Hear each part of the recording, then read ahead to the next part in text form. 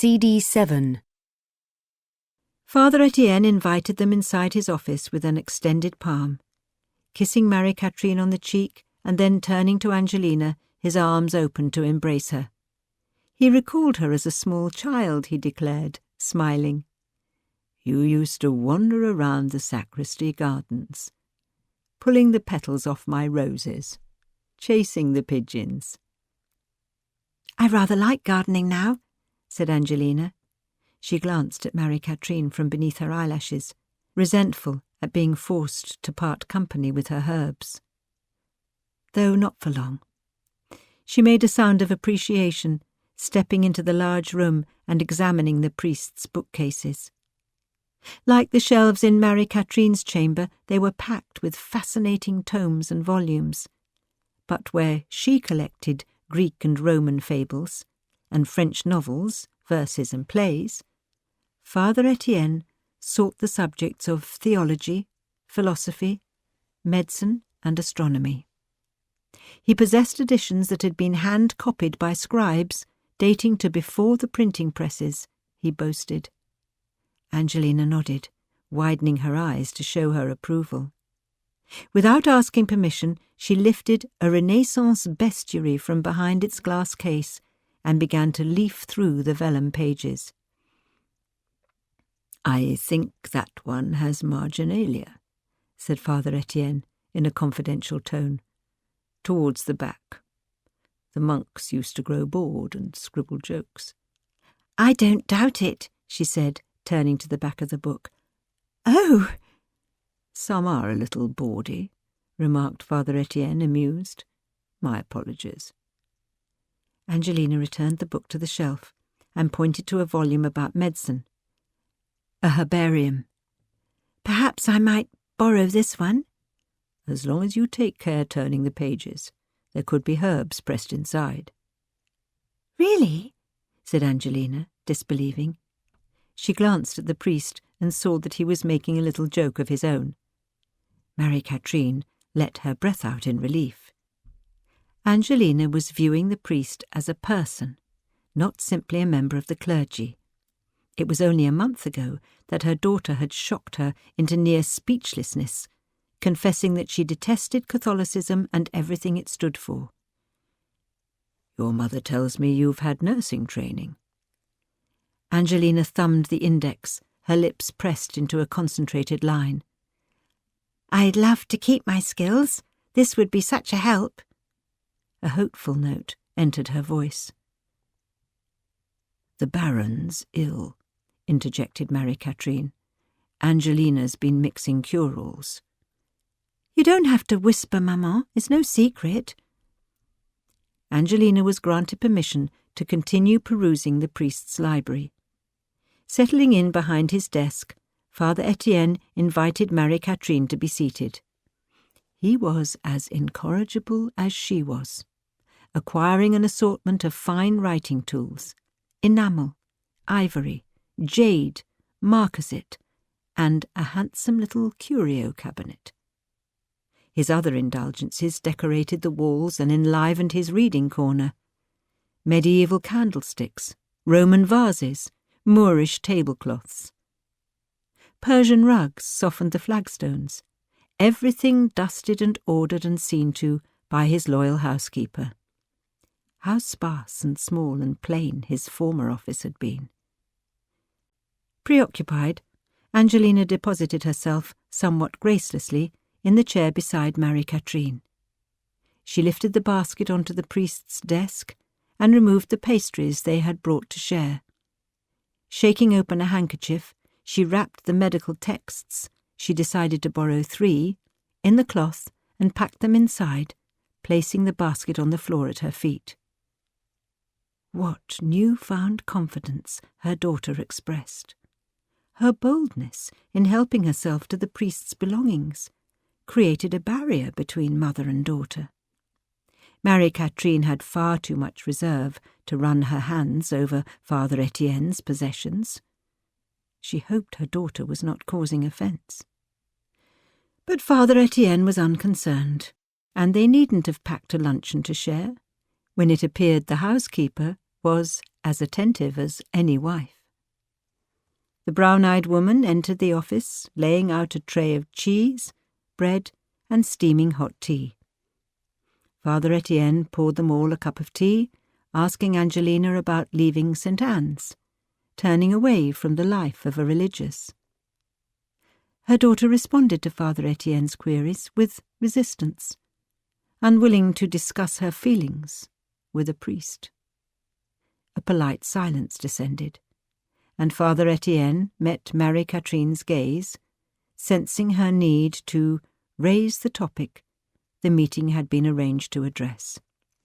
He had written to inform her he'd been appointed as Madame Tiquet's chaplain at the Petit Châtelet and undertaken his first visit. Feeling the hairs on her arms prickle, Marie-Catherine asked after Nicola's welfare. Though through the day she kept her imagination in check regarding Nicola's imprisonment, at night she dreamed of her in her cell, half deranged, thin and unwashed, pacing about inside the cold walls, muttering and cursing at shadows. Father Etienne laced his fingers together and gently shook his head. She fares remarkably well in the circumstances. Although there was a period of adjustment, I spoke to the head warden. Her last visitor smuggled in a sleeping potion, and she drank the bottle in one sitting. She was found the next morning soaked in vomit and urine. "Good God," muttered Marie-Catherine. She began to twist her rings. The priest cleared his throat, his eyes moving to the crucifix hanging on the wall beside the window. "I gave the warden the coin you provided. She's a tough case, and was firm with her. She's agreed to keep a close watch over our friend." "How can you say that she's well adjusted?" "Her conditions could be far worse. Although her cell is small, it's adequate. It's clean. She was in prayer when I was let in, crouching on the bare floor, before a table with a candle burning. It warmed my heart. I said Mass with her, and she was very grateful. We spoke a little of her son and husband." "Did she mention my letter?" asked Marie-Catherine, concerned that Nicola might be angry at her. After all, with her thoughtless advice on the night of the salon, she had, in a sense, set the events of her incarceration in motion. "Yes, she did, as a matter of fact. She's relieved you've taken over from Madame de Senonville. I sensed she feels abandoned by her former companion, though I thought better of pressing her for details. I did broach the incident of the sleeping draught, primarily to ascertain the state of her soul." "She must be in agony," said Marie-Catherine, biting hard on her lip, drawing blood. "Perhaps it'll all turn out for the best in the end. It seems to have been a turning point for her. She has made peace with our Lord. She has accepted her circumstances. We talked about forgiveness. It was not pleasant. I had to remind her that self-slaughter is a sin, but she did not resist the conversation, which must have been upsetting for her. Her faith is strong, and she maintains her innocence. Her hope that in the eyes of the law she shall not be found wanting." "She cannot give up. I won't allow it. She must fight," said Marie-Catherine. "I do not disagree," reflected Father Etienne, "but a case can be made for peaceful acceptance of one's circumstances." "Perhaps it's an act," suggested Marie-Catherine, scratching her chin. "I find it very hard to believe she's resigned to her fate." Father Etienne chewed his cheek, considering. "No, I do not think so," he said. "I could see it in her eyes. She is stronger than you think." She should be reassured by the priest's report, even if it were a brief reprieve. There was no new word in the newspapers of developments in the state's case against Madame Tiquet, and she held a fear that she would be left to wither in her cell. There must be more they could do for her. "What do you think of asking the Archbishop to intervene with the authorities?" she suggested. "The police guards on her house are expensive, and they've proven themselves untrustworthy, though she insists on keeping them in place. Her fears of Monsieur Tiquet making a claim on her possessions overrides all sense, and she has a son to care for. What's the purpose of her being locked up when there's no case for her to answer?" "Ah, but there is," said Father Etienne, swallowing. "That's a good idea, though. I'm willing to begin a petition. But do not overestimate the parish's powers within the city." "Surely the circumstances of the case warrant the Church's involvement," interrupted Marie-Catherine, "and the public's interest. The wives of Paris are on her side for a start." Angelina narrowed her eyes and turned to face Marie-Catherine. "I wouldn't raise any hopes the Church will lift a finger for her. When has the institution concerned itself with the well-being of its female faithful?" She smiled at the priest. "With the exception of you, perhaps, Father." "Angelina!" Marie-Catherine bowed her head in shame, though deep down she agreed with her daughter's sentiments and was begrudgingly impressed by Angelina's candidness. Father Etienne ignored the comment. He spoke for several more minutes about Nicolas Tiquet and the next visit the priest would make. "I'm sorry I cannot travel to the Petit Châtelet myself," Marie-Catherine said. "You understand my position." She gave him a meaningful look. The priest shook his head. "Do not trouble yourself. You're doing all you can." He glanced into her eyes, knowing the reason for her reluctance, the risk it would mean to her status as a resident of Paris. She could not afford to rouse the authorities' suspicions. She assuaged her guilt, handing over the letter she had written for Father Etienne to deliver to Nicolas. It was filled with encouraging sentiment, copied lines of prayer, and a renewed pledge to honour their friendship. Mere words, which at that moment felt inadequate and trite and empty. But she would not give up. She would find a way to help Nicolas.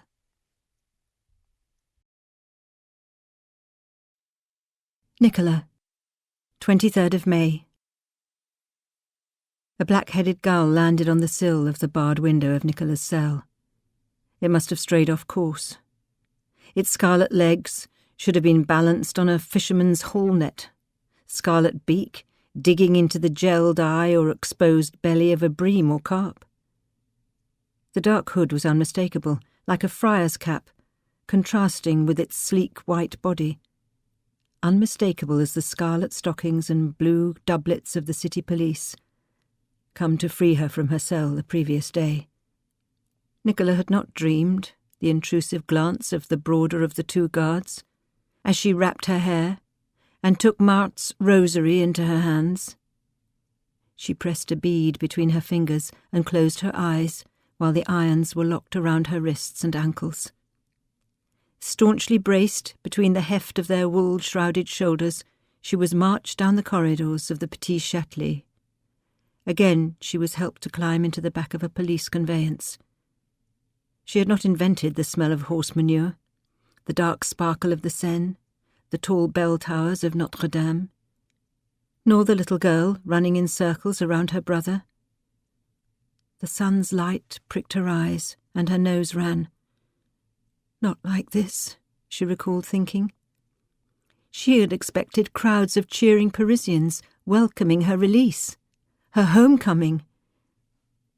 She had asked for help covering her mouth as the city's slaughterhouses reared into view, the stench of blood and curing meat clogging her throat.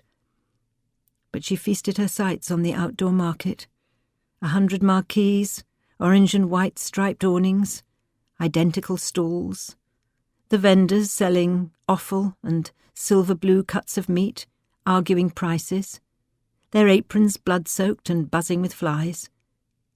A pig ran under the cart's wheels. A file of asses bearing heavy panniers stepped past so closely that if she were not restrained she might reach over and pat a warm grey rump. she'd been transferred to the most feared prison in Paris, the Grand Châtelet, seat of the city's municipal court. She had offered silent thanks that she possessed coin to enable her to pay a private charge for a pistole cell, which had a bed and table, and was not forced, like the miserable poor, to inhabit one of the notorious secret cells in the underground basements. Tiny cells were lodged inside the stairwells, some no more than 6 feet square in size, into which 5 prisoners were packed like salted herrings. But these were not the worst. The below-ground dens were wet the year round, the tidal waters of the Seine seeping through small gaps in the stones, no light and no ventilation. And then there was the pit, reserved for the most contemptible prisoners, who were lowered in a bucket into a well, where they sat with their feet dipped in water, unable to stand or lie down. Reptiles and vermin slithered on the walls, and a man was said to survive no more than 15 days under the conditions. By noon, when the police guards entered her new cell, summoning her to the criminal chamber for her trial, the bird was long gone. Would she, too, gain her freedom? She held out a small hope that justice would be served, though it was not as strong as the fear that had settled over her heart, filling her veins like a poison. She would turn herself to the Lord, use his strength to face her ordeal. Calling upon his help, she bade her trembling fingers to still, as again she held out her wrists for the iron collars to be fastened. The hem of her skirt caught a rough edge on the corner of the door as she was bundled through, but she was unruffled. She kept her head held high, her shoulders rolled back. It seemed like forever that she travelled between the 2 wardens, along the dark, stinking corridors, and up the narrow, spiralling staircases to the ground level of the prison, where the court was located.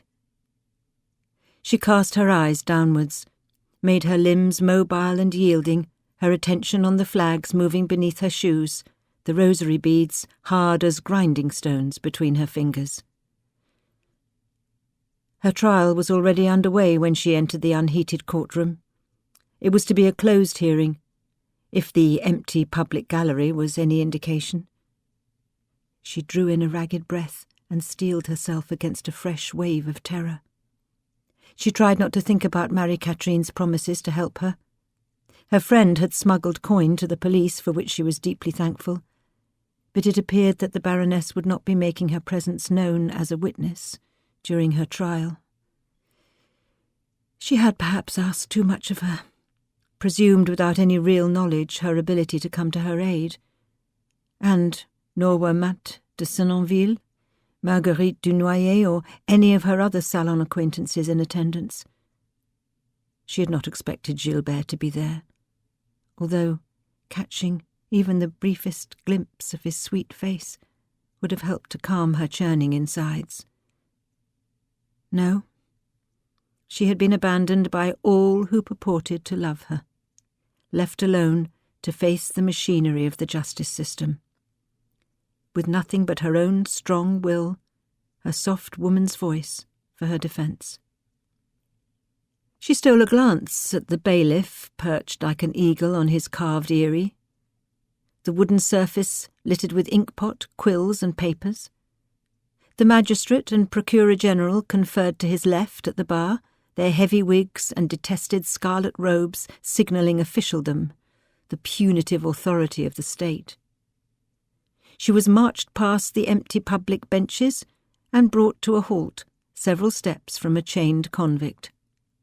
Tall and broad-shouldered, the fabric of his ill-fitting tunic thin with overuse, his exposed scalp a patch of black-grey stubble.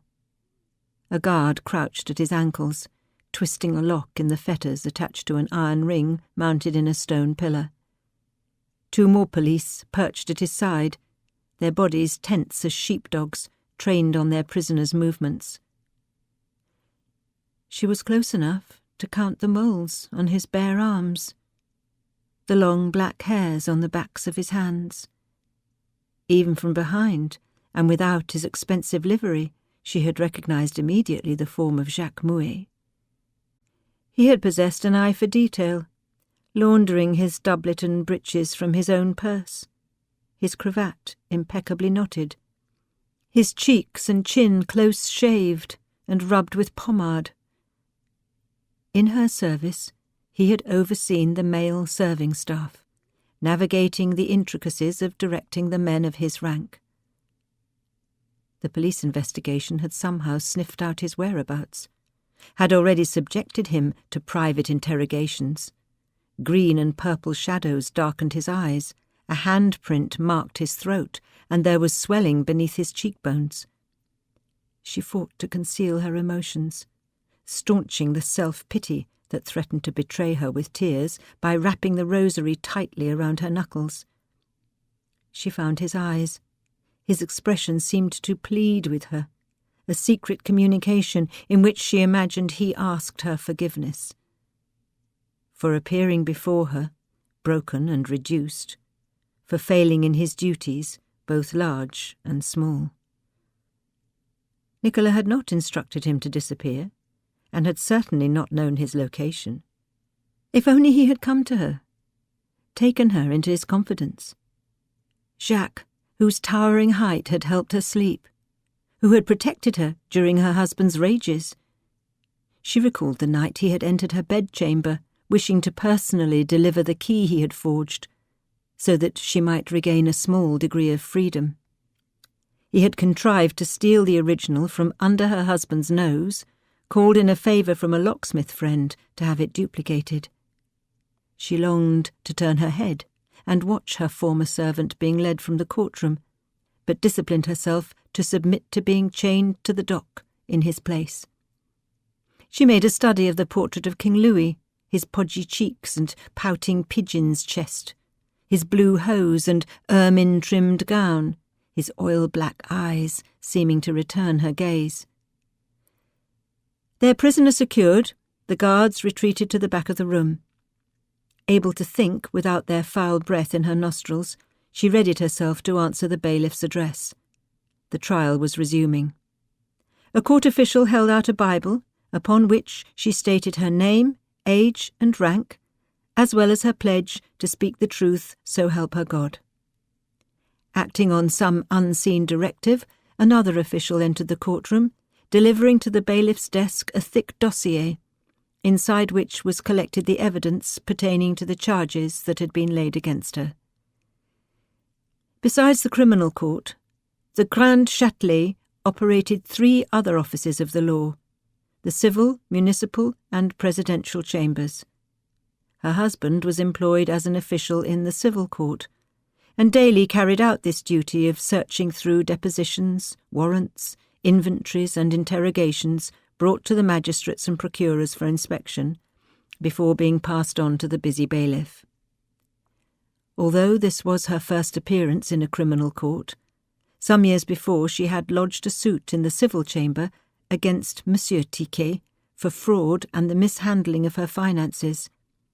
Despite Claude's familiarity with the judicial bureaucracy, the findings were awarded in her favour. Along with vindication and the protection of her inheritance, the experience proved affirmation of her personal conviction that her husband would not rise through the ranks of his employment. It brought a new suspicion, too, that her husband was as thoroughly disliked in his place of work as he was in her household. Now she wondered what damning testimonies they had amassed against her good name. What had Jacques been forced to admit? She glanced at the judge, trying to ascertain his mood, but it was futile. The tall, elderly man was fussily officious, his expression opaque. The dossier would most certainly hold a record of the separation of the Tiquet's effects. Perhaps a maid or kitchen hand had spoken of her demanding temper. But if she knew her husband, it would not contain any mention of the lettre de cachet he had brought to her chambers, signed by the hand of the king. Not long after their financial holdings were divided, and they took up separate apartments in her home, Claude had travelled to Versailles to speak with the sovereign about a private matter. He had lined up with the horde of petitioners gathered in the hope of being granted a royal intervention into a business or domestic dispute. Following his audience, of which she was unaware, Claude had asked to meet with her privately to discuss their son's tutor. Her lady's maid was asked to leave, although Jacques was requested to stay outside the door, as was their arrangement, for Claude could not always master his temper. Barely able to contain his excitement, her husband waved the letter with its distinctive royal seal under her eyes. His voice raised to a pitch. Guessing he had tricked her, she refused to read its contents. He removed himself to a chair near the fireplace, resting his foot on its upholstery, deliberately invoking her ire, and ceremoniously unfolded the document. The lettre de cachet detailed a sentence: that she be sent to a convent for the duration of 2 years, in punishment for conducting an affair with a favourite of the King's Guard, Monsieur Gilbert Montgeorges. When she understood what Claude had set in motion, she was so angry that for a moment she could not take a breath. After everything she had done for him, his entitlement, she permitted him to remain living in her home, was staggering. Again she was shocked at his lack of foresight and mortified that it had taken several years to realize she had married, of her own volition, a fool. If Claude were a nobleman with bushels of coin, perhaps his inspiration might have succeeded. But on his wage he could not hope to afford the fee of consigning her to a convent, and she would not put a sou of her personal funds towards her own imprisonment. Never would his idea have succeeded. And then it dawned on her that his true intention had been simply to provoke her into a rage, the only power he retained in their marriage. Secure in the knowledge that Jacques listened at the chamber door, she pretended a desire to examine the king's correspondence with her own eye, and when the paper was given to her, she threw it onto the fire and watched it burn to a shriveled crisp. She had folded her arms and faced him, proud that she had managed to bite her tongue, proud that she did not dress him down about his shortcomings, her myriad disappointments in his conduct. She would not give him the satisfaction of watching her so reduced. Empurpled with fury, he strode from her chamber in a sulk. Come the next petitioning day at the palace, he again took his place for an audience with King Louis. But the sovereign had been unimpressed with his lack of control over his wife, and he was sent from the chamber empty-handed, thoroughly humiliated. She rubbed her sweating hands against the rough stone pillar. The Procureur General collected his papers, preparing to address the courtroom. Madame Nicolas Carlier-Tiquet, you are to be tried today under the law of Blois for organising a conspiracy of men to murder your husband, Monsieur Claude Tiquet. He read a statement detailing the charges that had been brought against her by Claude, as reported to the Lieutenant Criminal on the 6th of April, 1699. While the state has failed to gather evidence to tie the defendant to the murder attempt on that date, a new charge involving another plot against the life of Monsieur Claude Tiquet has been filed in your name. The witness in the case turned himself in to the city police on the 20th of May, citing a troubled conscience. The evidence tendered in these new charges, which you must answer in this court, has enabled your trial to proceed. Nicola cast her eyes to a shadowy corner of the room, where the bailiff gestured with his hand.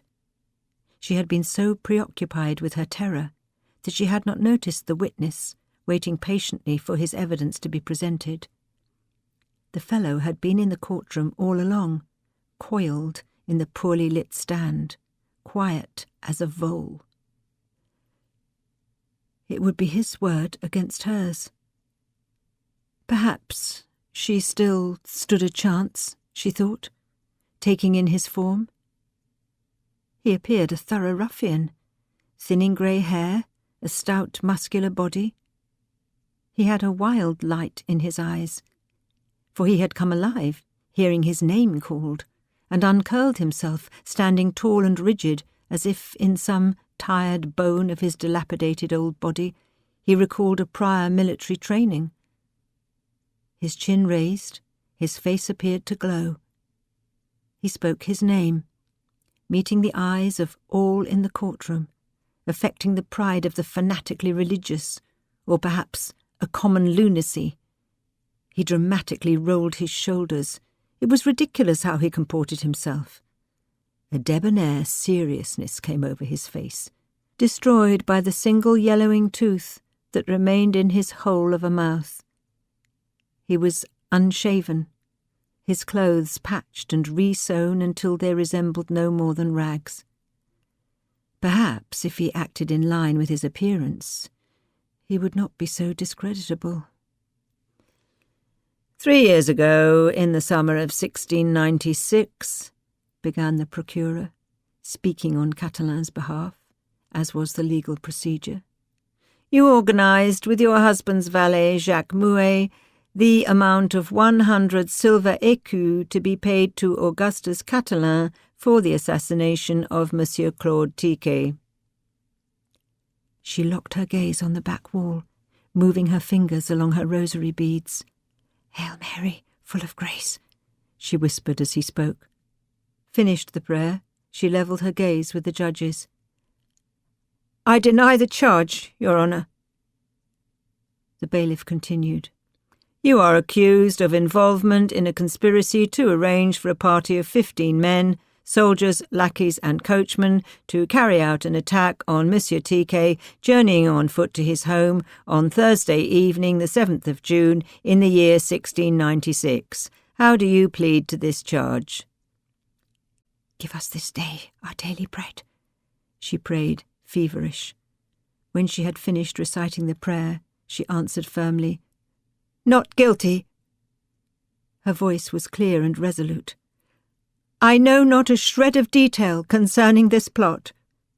She dropped her eyes, her face without expression.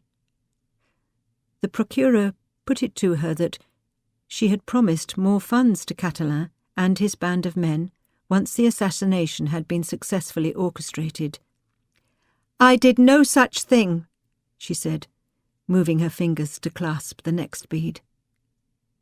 She also denied the subsequent assertion that, with the plan to ambush the victim failed, the fatal blow fallen short of its mark and the conspiracy abandoned, she made threats to kill Catalin should he breathe a word of the plan to any person.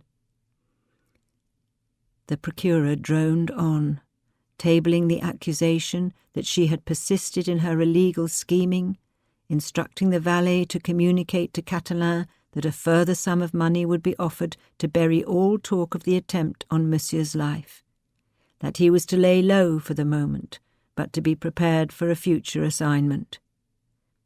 Between every charge levelled at her, to which she was required to give a verbal affirmation or denial, she muttered the prayer for the next bead before giving her answer again and again, over and over. Not guilty. The trial was nearing its conclusion. She had prayed a full decade of the Rosary, but there remained one final charge to answer to. Closing her eyes, she drew in a weary, controlled breath. She was determined not to be broken. In the name of God, I deny everything, Your Honour. Not a single word is true. Part 3. Angelina, the 1st of June. A shiver passed beneath Angelina's skin.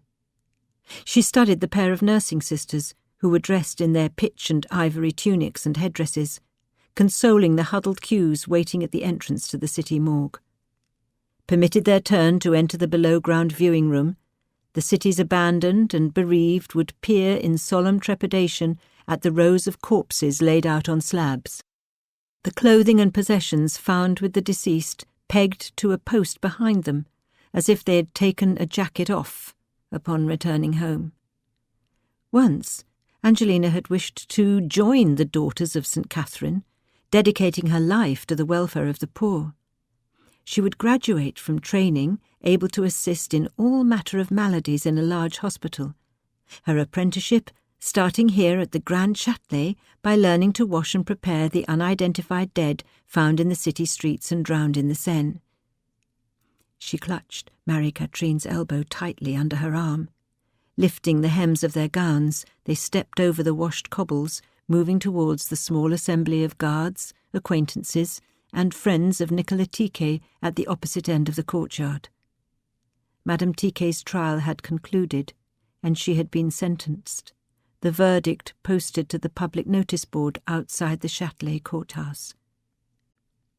Marie-Catherine stiffened. "What's the matter now?" asked Angelina. "The fellow in the blue vest. Do you see him?" she whispered. Angelina glanced in the direction her mother was pointing her cane. A gentleman of middling height and fine facial features, a shock of black hair, had turned away from the notice board. His gloved hand covered his mouth, and his eyes raked the crowd. It took a moment for Angelina to recognize who he was, although his face had been sketched many times in the Paris broadsheets. She had never met Madame Tiquet's husband, Claude. His companion, it must be Villemain, the loyal cousin, was tall and graceful. She watched him bend his head and whisper into Monsieur Tiquet's ear, which only seemed to further provoke the fellow. Nostrils flaring, he whipped his head from side to side, the whites of his eyes rounded like those of a startled horse. "Why would that Tiquet bastard show his face here?" "Pay him no attention, Maman," said Angelina, forcing a neutrality she did not feel into her voice. She was tempted to say they might be attending the Châtelet on worse business, but decided it was better to keep the thoughts private. She had tried to talk her mother out of making an especial journey to learn Nicolas' sentence. There would be no escaping the news. But Marie-Catherine was determined. A week ago, she had received word from Father Etienne that an announcement by the Procureur General was imminent, and so every morning for the past 4 days her mother had dragged her aching, complaining limbs into a carriage and set off, Angelina at her side, hoping for news. "You're treading on my foot," said Angelina. Standing in the place Monsieur Tiquet had vacated only moments earlier, Angelina struggled to find the verdict among the pinned documents, all sealed with the stamp of the Châtelet. The fate of Nicolas Tiquet was the subject of the month in every class of Parisian household. Bets were laid in gambling dens as to which side of justice the scales would fall. Children sang and clapped rhymes, dramatizing her misbehaviour. But plenty more prisoners had been sentenced for misdemeanours, and more. Desiring to put off confirming the worst, she was not looking forward to her mother's reaction. Angelina let herself be caught up reading the sentences of a bankrupt surgeon found to have infected several patients with gangrene, and a boatswain who had mislaid, feared lost, no less than 17 wheels of aged cheese.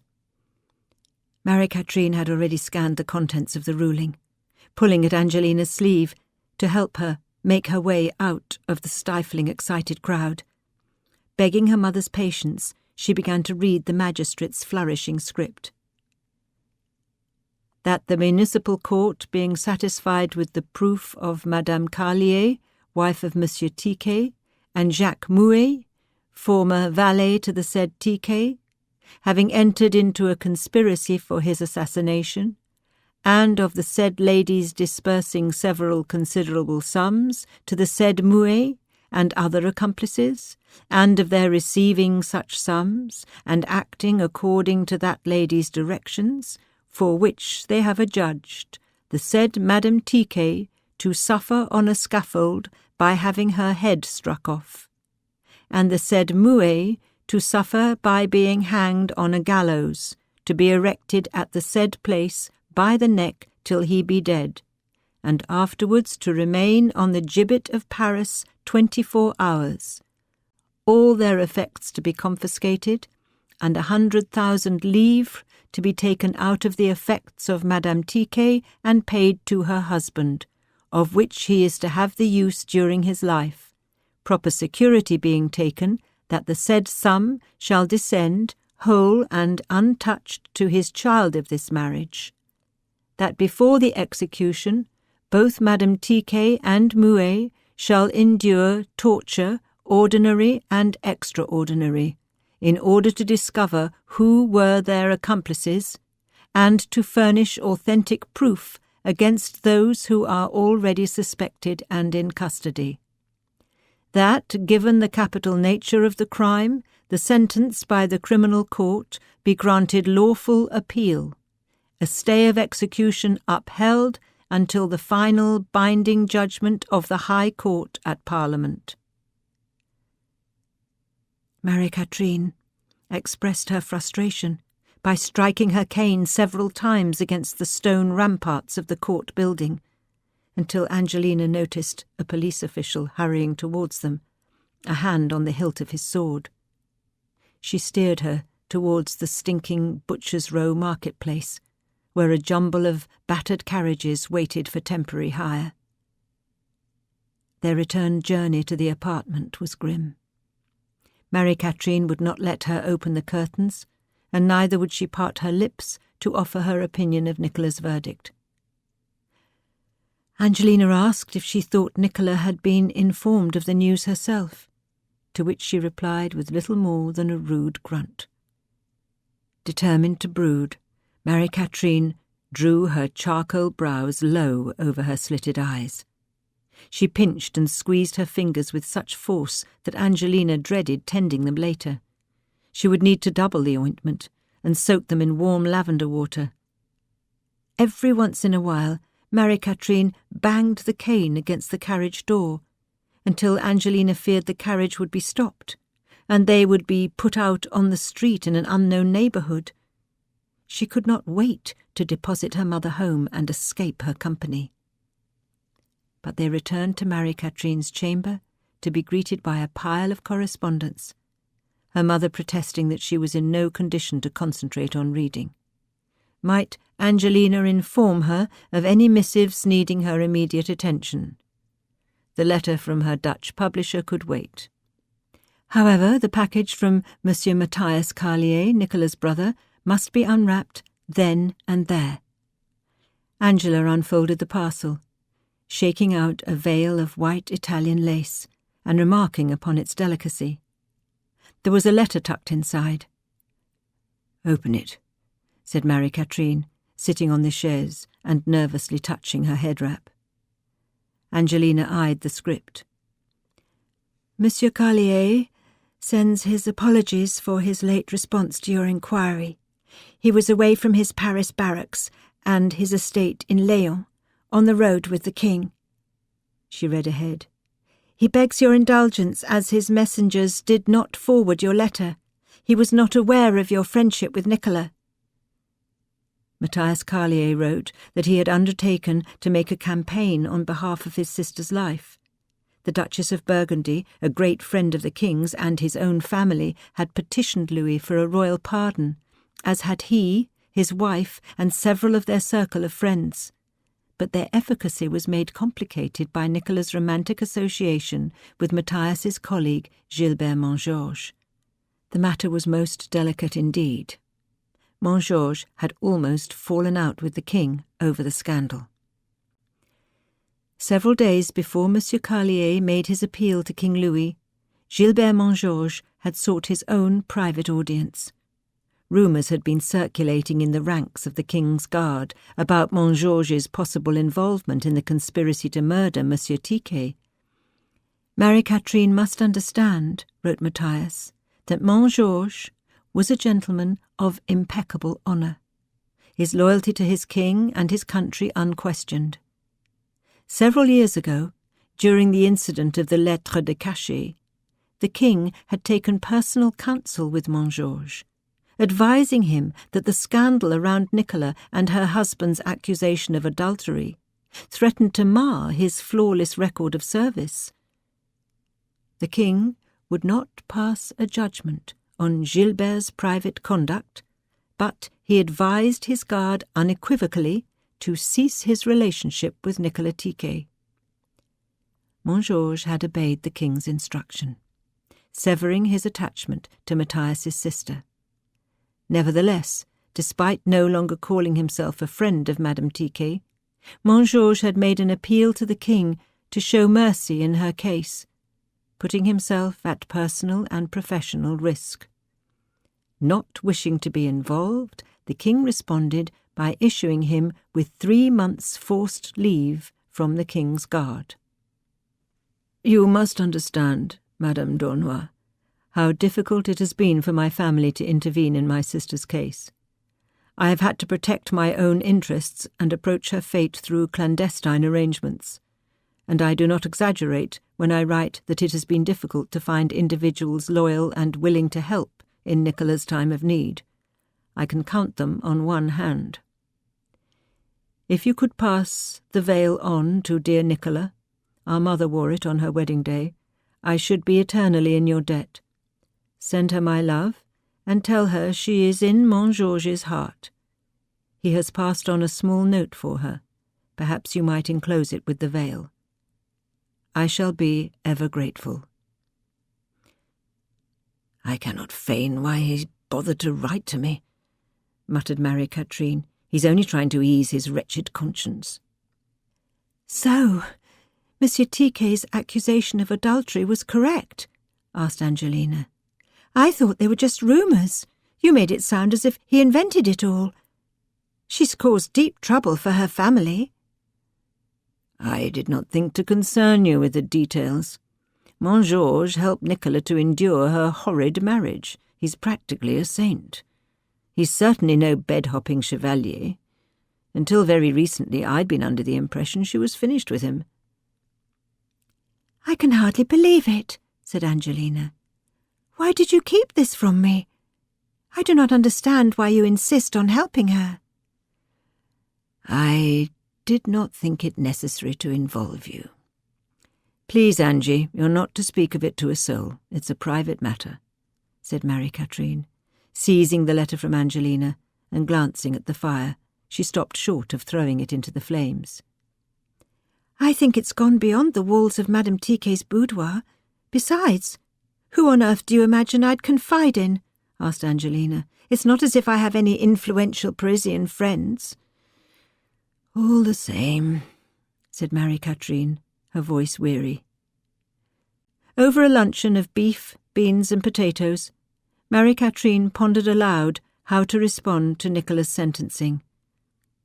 "I cannot believe she's been found guilty of a conspiracy planned 3 whole years ago and which was not even carried out.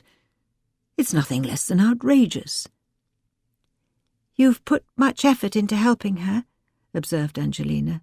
"Perhaps it's time to let things go? This whole sad affair has interfered with your writing. You've abandoned your new idea. All your fretting is keeping you up at night. I hear you, pacing about the floorboards. Perhaps it's the right moment to accept the verdict of the state." Marie-Catherine put down her fork. She looked at Angelina, her eyes flashing. "I shall do nothing of the sort. I am certainly not ready to hang up my hat. It's all because of that damned servant Jacques Mouet. He's the one with the grievance against Monsieur Tiquet. Nicola told me as much. Her so-called accomplice, that Catalan fellow, your father wrote to me about him, is utterly discreditable, a common criminal. I fail to understand why his word has been held up as true against Nicola's. She is an upstanding citizen, with a fortune to her name. It makes no sense." "But what can you do, Maman? You're no lawyer. You do not have friends at the Grand Châtelet. Her husband works there, for goodness sake. They are probably protecting him." Marie-Catherine gazed at Angelina for a long moment. Angelina could almost see the thoughts wheeling behind her dark brown eyes. She seemed to have an idea. Finished lunch, Marie-Catherine bade Angelina to sit at her desk and cut a new quill. She was to copy down her mother's dictation. For a moment, Angelina's hopes rose that Marie-Catherine had taken her advice and was going to work on her new story idea, that after luncheon she had been fortified, even if just for an afternoon, to push the TK business from her thoughts. "There's still time," said Marie-Catherine, her voice quickening in excitement. "I think I have found an answer. We shall do exactly what the court has done, except in the favour of elevating Nicola TK's name rather than tearing it down. I am going to write a pamphlet about her. I am going to list all her many good works. She is the benefactress of one of the biggest orphanages in Paris. Perhaps the state needs reminding of precisely whom they seek to condemn. She descends from the Carlier publishing fortune. She has a flawless mental character. If no one else will come forward in her defence, it shall have to be me. I know all about her husband's mistreatment, and I'll bet you she has not been able to have that side of the case heard in the courts. They do not allow representation. That fraudulent dupe of a husband used to lock her in her rooms. He stole money from her, manhandled her, he tried to drown her. I'll wager you didn't know that. This afternoon we're going to set to work, writing down a strong testimony to speak of her good name. Oh, I should have done this weeks ago." "It seems a long bow to draw," observed Angelina, resigned. "But worth a try, I suppose." Marie-Catherine wrung her hands. The woman deserves justice. My Dutch publisher, Alberts, is coming to Paris in a week, and I'm going to ask him to print the testimony into a pamphlet. We can circulate it in all the best political and literary salons. We shall collect signatures, and when it's ready, I shall have it delivered to the magistrates of the Grand Châtelet." Her determination renewed, Marie-Catherine called Sophie into the room and had her stoke the fire hot. Angelina opened a fresh notebook, admiring the cleverness of the last part of her mother's plan. She would anonymously author the document, then have it printed in Amsterdam and shipped back to Paris, evading the royal censor. Marie-Catherine, overtaken by the spirit of seeking justice for her dear friend, fretted and schemed and solved. Soon she had formulated the structure of the entire pamphlet. She would begin by reminding the city's residents of Nicola's high rank, the tragic loss of her parents. The lady in question was the daughter of a publisher named Carlier, who had bequeathed her 500,000 livres, and the same to her brother, who was a captain in the Guards. She became an orphan when she was 15. Perched at Marie-Catherine's desk, Angelina wrote until her fingers cramped, trying to keep up with the furious pace of her mother's thoughts. The document completed, she made Angelina list every acquaintance they could think of who might put their name forward in support of Madame Tiquet's good reputation. By mid-afternoon, Marie-Catherine was slumped in her chair, exhausted. The pain of her affliction had returned, the joints in her feet and hands filled with a dull throbbing. "You must rest, Maman," advised Angelina. "This morning's news has been a shock." Worried, she called in Sophie to remove Marie-Catherine's stockings and walk her over to the bed, helping to ease her under the blankets. Fearing her mother would not be able to rest, she went to the kitchen to make up a sleeping balm and a fresh batch of ointment for her arthritis. She spent an hour soothing away her mother's pains, gently massaging the reddened skin covering her aching bones, only ceasing when she was sure her breathing had slowed and she was drifting to sleep. Angelina was several hours late for the appointment she had made with Alphonse. They had arranged to meet at a coffee-house, but in the fluster of Marie-Catherine's pamphlet writing, she had forgotten all about her plans. Shaken by Nicola Tiquet's verdict, she decided to dispense with the convention of sending a messenger ahead of her visit as she bundled herself into a coat and shawl, She would expel her nervous mood by travelling on foot, paying a visit in person to Alphonse at his private residence. To her immense relief, Alphonse answered her knock on the door. "Angelina, what are you doing here?" He glanced around the street, apparently searching for her absent chaperone. "I'm so sorry, Alphonse. I completely forgot about our meeting. I hope you weren't waiting too long." "Not at all. I assumed the Baroness must have needed you for something. We can go now if you like. I'll just fetch my coat." "If you don't mind," Angelina interrupted, "I'd rather we stayed here. I'm not sure I can face a crowd." Alphonse hesitated. "Of course, if that's what you'd prefer." Come in," he said, waving her awkwardly into the single room of his apartment. His servant must have been out on an errand, for Alphonse helped her to remove her gloves and shawl. "I have a pie and a bottle of wine, so we shall be just fine," he assured her.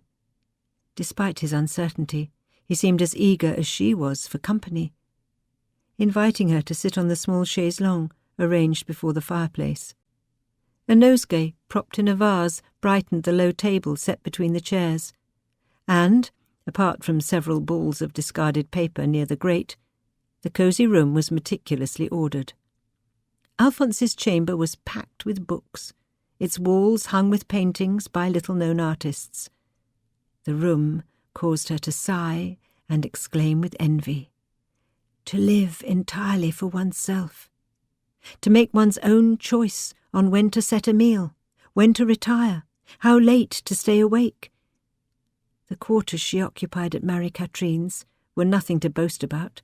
The former chambers of a maid her mother could no longer afford to pay. It was even smaller than her room at St. Anne's, though she resisted making comparisons and sounding complaints. "How is your writing progressing?" she began, unwilling to bring up the subject of Madame Tiquet's sentencing. It would be a pleasure to turn her mind to her pet topic instead. Marie-Catherine had corresponded with Mademoiselle L'Héritier about Alphonse's manuscript, and she had offered him a reading at her salon, like a real conteur. Alphonse searched her eyes. "It's worse than before. I've been studying the books you sent, but I've only become more stuck. I was up all night with my glass slipper tail, trying to learn it by heart. I practised in front of the mirror, but, Angie, I look like a court jester." Angelina smiled reassuringly. She would share her idea. In all honesty, she was secretly glad he had made little progress. "If you can forgive me, I've been working on your story myself. If you really have nothing, which I do not believe for a moment, perhaps we can present my version. I've grown quite fond of it. We could perform it together. I had an idea I could bring along my lute. I used to play at St. Anne's and I've been practising again, so it would be no trouble." Alphonse studied her, considering his response. He slapped his knee. "That's a splendid thought, Angie. Yes, let's do that."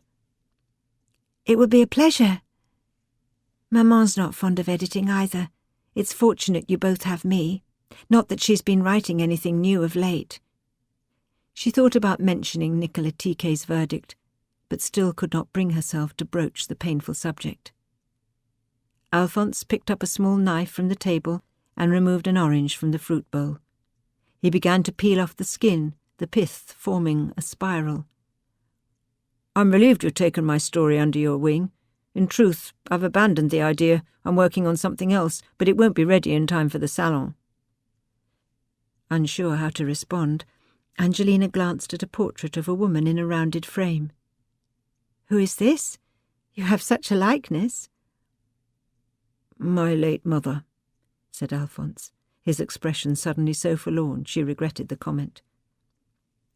Angelina selected an apple from the dish, biting into its flesh. "But your fairy tale is fresh. It's different. That's a shame. Perhaps you can tell me about your new idea." Alphonse sat back on the chaise, thoughtfully chewing the pieces of orange. There was a tension between them she did not recognise. "Why have you fallen quiet?" Angelina addressed his vest, frightened of catching something on his face. Perhaps she had been too bold, overstepping the boundaries of their new friendship. She had arrived at his home unannounced. She needed to slow down, to not be so overeager. Though she could not bear him closing up on her, just when they seemed to be forging a closer bond, especially about his writing. "I'll leave you in peace," she said, reaching for her purse. "I'm sorry for disturbing you." "There's no need to go," he said, meeting her gaze. But she could not read his expression. "Alphonse, She broke off, becoming aware of what was wrong. Of course, she had visited his home uninvited. He could have no doubt of her feelings for him. She might as well have propositioned him in a written declaration. And now he was trying to protect those feelings because of course he did not share them. She had suspected it before, but his awkwardness confirmed it. He was afraid to tell her the truth about himself. He preferred men. She had sometimes wondered if this might be the case. An explanation for his hesitancy, his occasional distance, but she had held out hope that she had been mistaken. Now she knew in her heart it was true. What was she to do with the kindred feeling they shared? She might as well have her suspicions confirmed. If he did not feel comfortable initiating discussion on the topic, she would show him that, although she had been brought up a religious, she had her own mind and formed her own opinions. Alphonse, being unlike other men, was what had drawn her interest, and she could not be free without acknowledging the immense space this difference occupied. "You know, my papa prefers men too. The family curse that's been passed on to me. But I see no shame in it. There's a story about papa. He was arrested many years ago, imprisoned in the Bastille for several months." Why was she running on so? She knew she should stop talking, but she was terrified of silence falling between them. "He was staying as a guest of his good friend, the Marquis du Bosc, at the Luxembourg Palace. Papa had a fight with a lover. I don't know the details, but the fellow was spiteful. 2 handsome young men invited him to take a walk with them in the gardens for, you know." Angelina looked at Alphonse, but could not read his features. "For favours. It was his birthday. He thought it was a treat arranged by the Marquis, who was also fond of men." Angelina frowned. "Oh, don't be so shocked. I only tell you to try and explain myself. I don't hold your tastes against you. And so Papa went with the 2 young men into the garden, and they played a game, except it was all a ruse, a trick. The pretty young men were police officers, and they had Papa arrested for homosexual misbehaviour." Alphonse frowned. "I thought you knew," he sighed. "I did. I realised some time ago. That's why I'm telling you about my father," said Angelina. She touched a finger to her brow and let out a slow breath. "I understand as well as I'm able, being female, but we're alike in our fundamental natures. We shouldn't let it come between us. I'm just confused.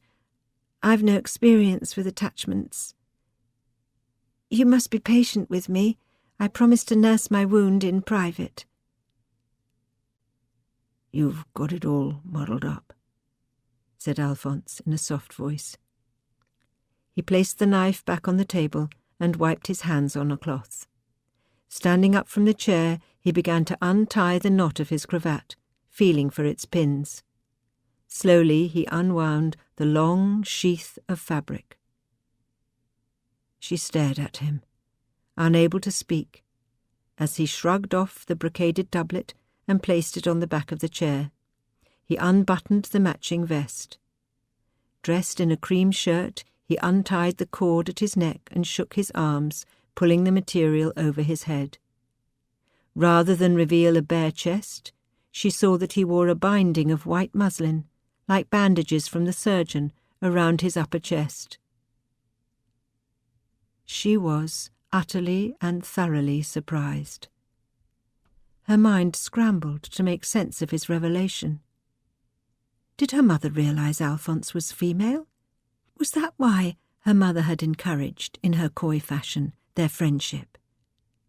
Angelina was quite certain that Marie-Catherine had long guessed at the truth about her infatuation with Henrietta, although the thought of her secret being so exposed shamed Angelina deeply. Was this her mother's way of easing her into Paris society? She was confused by her thoughts, by Alphonse standing there, vulnerable and silent on the couch. And then her stupid tongue took control. "For a moment I regretted visiting you without a chaperone," she said, wincing almost immediately at her own joke. Alphonse nodded, giving her a wry smile. "Perhaps you can now understand why the maiden warrior's tales been giving me the devil of a time." "I am such a fool," said Angelina, finding her voice. She brought her hands up to cover her face, which had turned a deep red. "I've been harping at you. I was beginning to suspect you had an inclination for your own kind, like me. But not like me, obviously. Oh, you must forgive me. I shall blame my idiocy on being sheltered too long by nuns who think a wimple and a prayer substitutes for the company of actual men." "Is that how you see me now, a false man?" said Alphonse, pulling his shirt back on. She had insulted him. "Not at all, She felt self-conscious about her gown. Lise had advised her on the flourish of a ribbon tied at her waist, which suddenly seemed false, a gesture to some fashionable, hence unfamiliar, notion of femininity. "How do you wish me to see you, if that's not impolite?" "Just as I am," smiled Alphonse, "just as I accept, and find much delight and amusement in, your gullible and excited self." "This is why Maman suggested you write your own Belle. She knows. Nothing escapes her." "She guessed. I thought you had too. I've lived like this for some time." "And it's not, forgive the question, it's not so you might be published? I mean—" "Not in the least." "All right, then," said Angelina, meeting his gaze and offering a courageous smile. "Perhaps you might give me some time to adjust. It's all those years being cloistered. I can grant that." He winked at her, coyly pursing his lips, and she was reminded of their introduction at Marie-Catherine's salon, his gift of putting her at ease. "You must write what urges you forward, but please make use of me for discussion. You've no idea how I miss the role. Do not mention this, but Maman is the one who's positively blocked. I'm supposed to be her secretary, but all I do is scribble speculations to her friends about Madame Tiquet. I'm thoroughly tired of it. It gave me immense relief to invent scenes for your fairy tale, as if I needed the task." "Might I set you straight about something that's bothering me?" "Anything," replied Angelina, drawing in a sharp breath. Perhaps he wanted to make a declaration, or disappoint her by confessing his affections lay elsewhere and were unreturned. Would she console him? Alphonse opened the bottle of wine, pouring them both a glass. "The information you just told me about your father, it's not quite true. I'm aware of his taste for men, as is all Paris. But he wasn't imprisoned for it. That would be most hypocritical of the king. The Duke of Orléans, his own brother, favours men, and the king loves him dearly. Your father was put in the Bastille for treason, for speaking seditiously against the regime. I had no idea. Angelina picked up the wine goblet, taking a sip and settling it back on the table. She tried to recall where she had heard the story about her father. She was sure Deirdre had told it to her many years ago, but could not recall the occasion. It was as if she had always known it. But perhaps she had invented the narrative, told it to herself as a form of comfort to feel closer to him. In her current state, the Baron seemed the more likeable of her parents, even if he caused her mother grief. Their quarrel was not her affair, and she felt real affection for him, perhaps more than she felt for her mother. A strange thing, for they'd had little contact with one another. Still, she'd had no reason to question the veracity of Deirdre's explanation, and as far as her mother was concerned, it seemed the subject of her father's imprisonment was long buried, the tombstone chipped and the grave flourishing with weeds. "Perhaps one day you might ask Marie-Catherine her version of events," ventured Alphonse. "And risk her vexation," replied Angelina. "Now is not the time, I'm afraid. She's sleeping in her chamber at this very moment. I had to mix her a draught.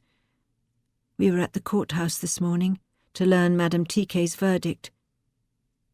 She's to be beheaded. I have been trying not to think about it. Maman is terribly distressed. I'm quite worried about her. She's not given away her mission to clear Madame Tiquet's name, but between you and me, I feel the case is quite hopeless. Which reminds me, she will be asking you to sign your name to a petition she's having printed. She's hoping to overturn the verdict at the appeal." "This is terrible news," said Alphonse. "I'm sorry to hear it. The poor woman. Of course, whatever Marie-Catherine needs from me, I'm indebted to her in more ways than one and happy to help." "She'll not forget your kindness." As the day progressed, Nicola's verdict, initially unbelievable, had begun to settle upon Angelina's thoughts as a reality. Marie-Catherine's information about the hardships Madame Tiquet had faced in her marriage made her feel decidedly queasy. Recalling the Sisters of St. Catherine from the Grand Châtelet, Angelina felt a chill curl along her spine. Perhaps she had turned her back on her true vocation. She had fewer qualms about the rituals of washing unidentified corpses, surely. She did not love them for a start. She might pray for their eternal souls, but the paths they had travelled to meet their ends were not entangled in the labyrinth of her secret cares. This ends CD 7, CD 8. Marie-Catherine, the 10th of June. Marie-Catherine glanced at the pair of watchmen, guarding the carriageway of Madame Fouche's opulent hotel, where she had an appointment with her publisher, Monsieur Cornelius Alberts. Inside, concerned that she had not dressed up enough for the occasion, she supplied the fastidiously groomed attending madame with his name.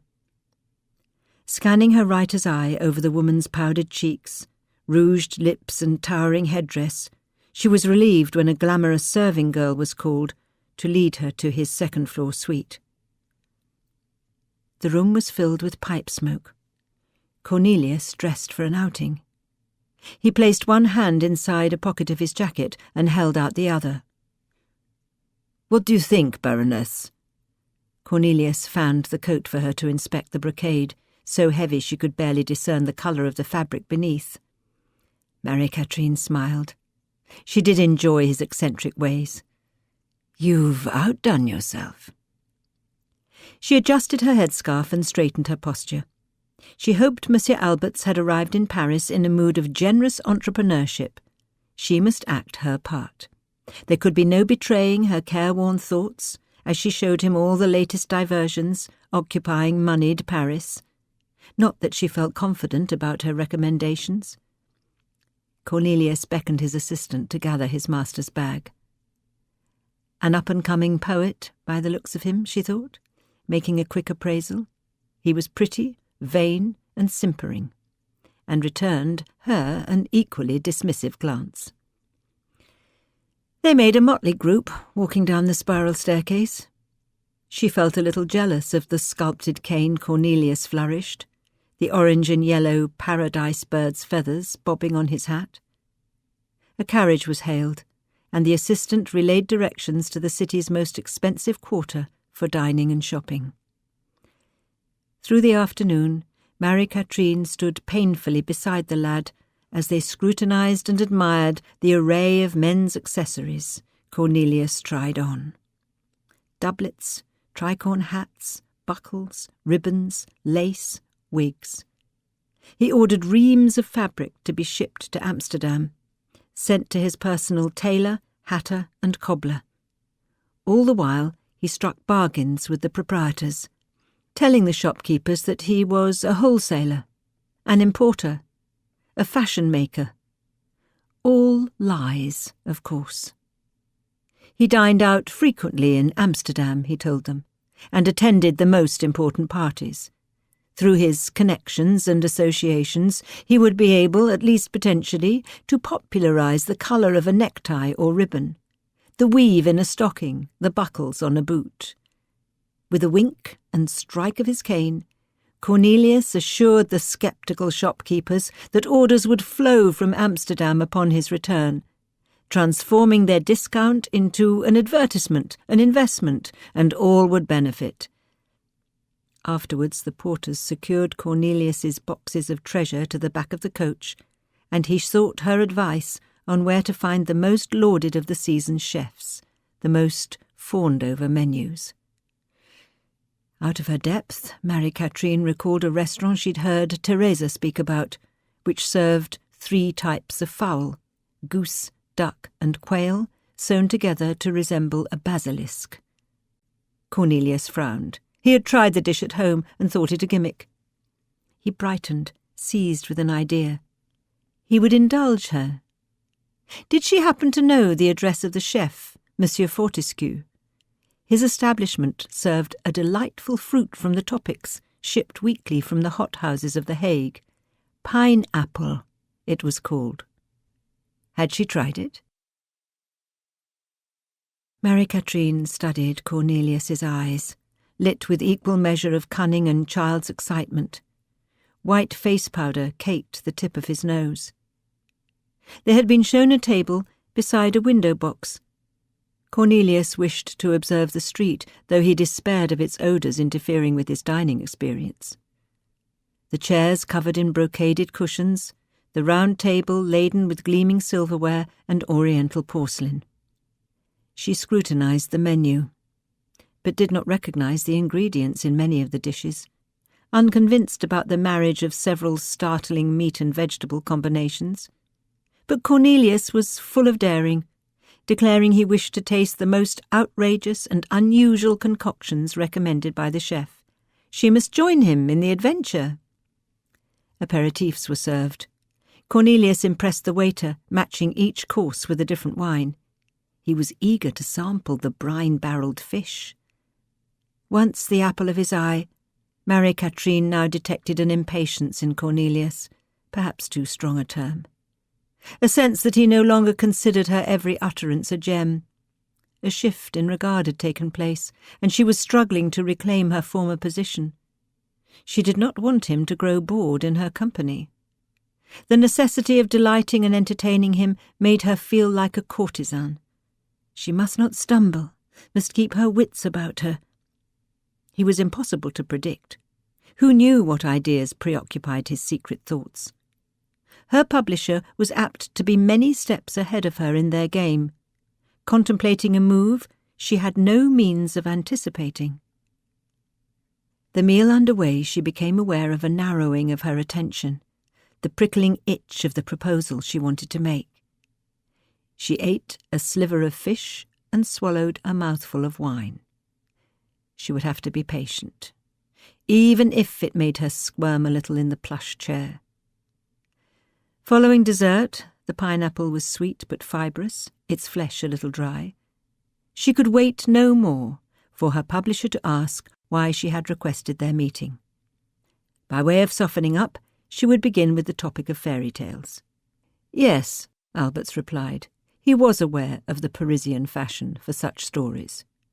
Although no similar trend had gripped the imaginations of Dutch readers, and he doubted it would do so any time soon. "What of the English?" she ventured. "Translations are so very expensive," Alberts replied. He asked for sales figures for her French titles. She offered an ever so slightly exaggerated figure. Alberts nodded, noting a rumour he had heard that the fairy tales of Charles Perrault were most edifying for young ladies. Marie-Catherine smoothed the impulse to curl her lip. "Yes, of course," Alberts went on. Her own brilliant concoctions warranted much praise. But were they not exceedingly long? And maybe she could imitate Perrault's style of closing each story with a morality poem, 6 lines of verse in which the theme of the story was distilled, along with a warning to the reader on how to avoid a similar plight. What did she think of that idea? There was perhaps a market opening for children's tales across the Channel. An enormous audience, potentially, brand new. Imagine grandmothers, nurses, mothers, fathers even, seated together before the fire, sharing a fairy story. Had she heard of Mother Goose? Cornelius unfolded his serviette. If she would consider shortening her tales, as they stood they were too long to arrest the attention of children, then perhaps they might discuss a proposal. How dare he? She thought, bristling. She would not touch her collection of fairy tales. They had been laboured over, edited, revised, perfected, and not a word could be added or taken away without destroying the integrity of the whole. Marie-Catherine dabbed her own serviette to her lips, hoping the gesture hid her annoyance. She pressed on. "I'm dissatisfied with my French publisher, if you must know.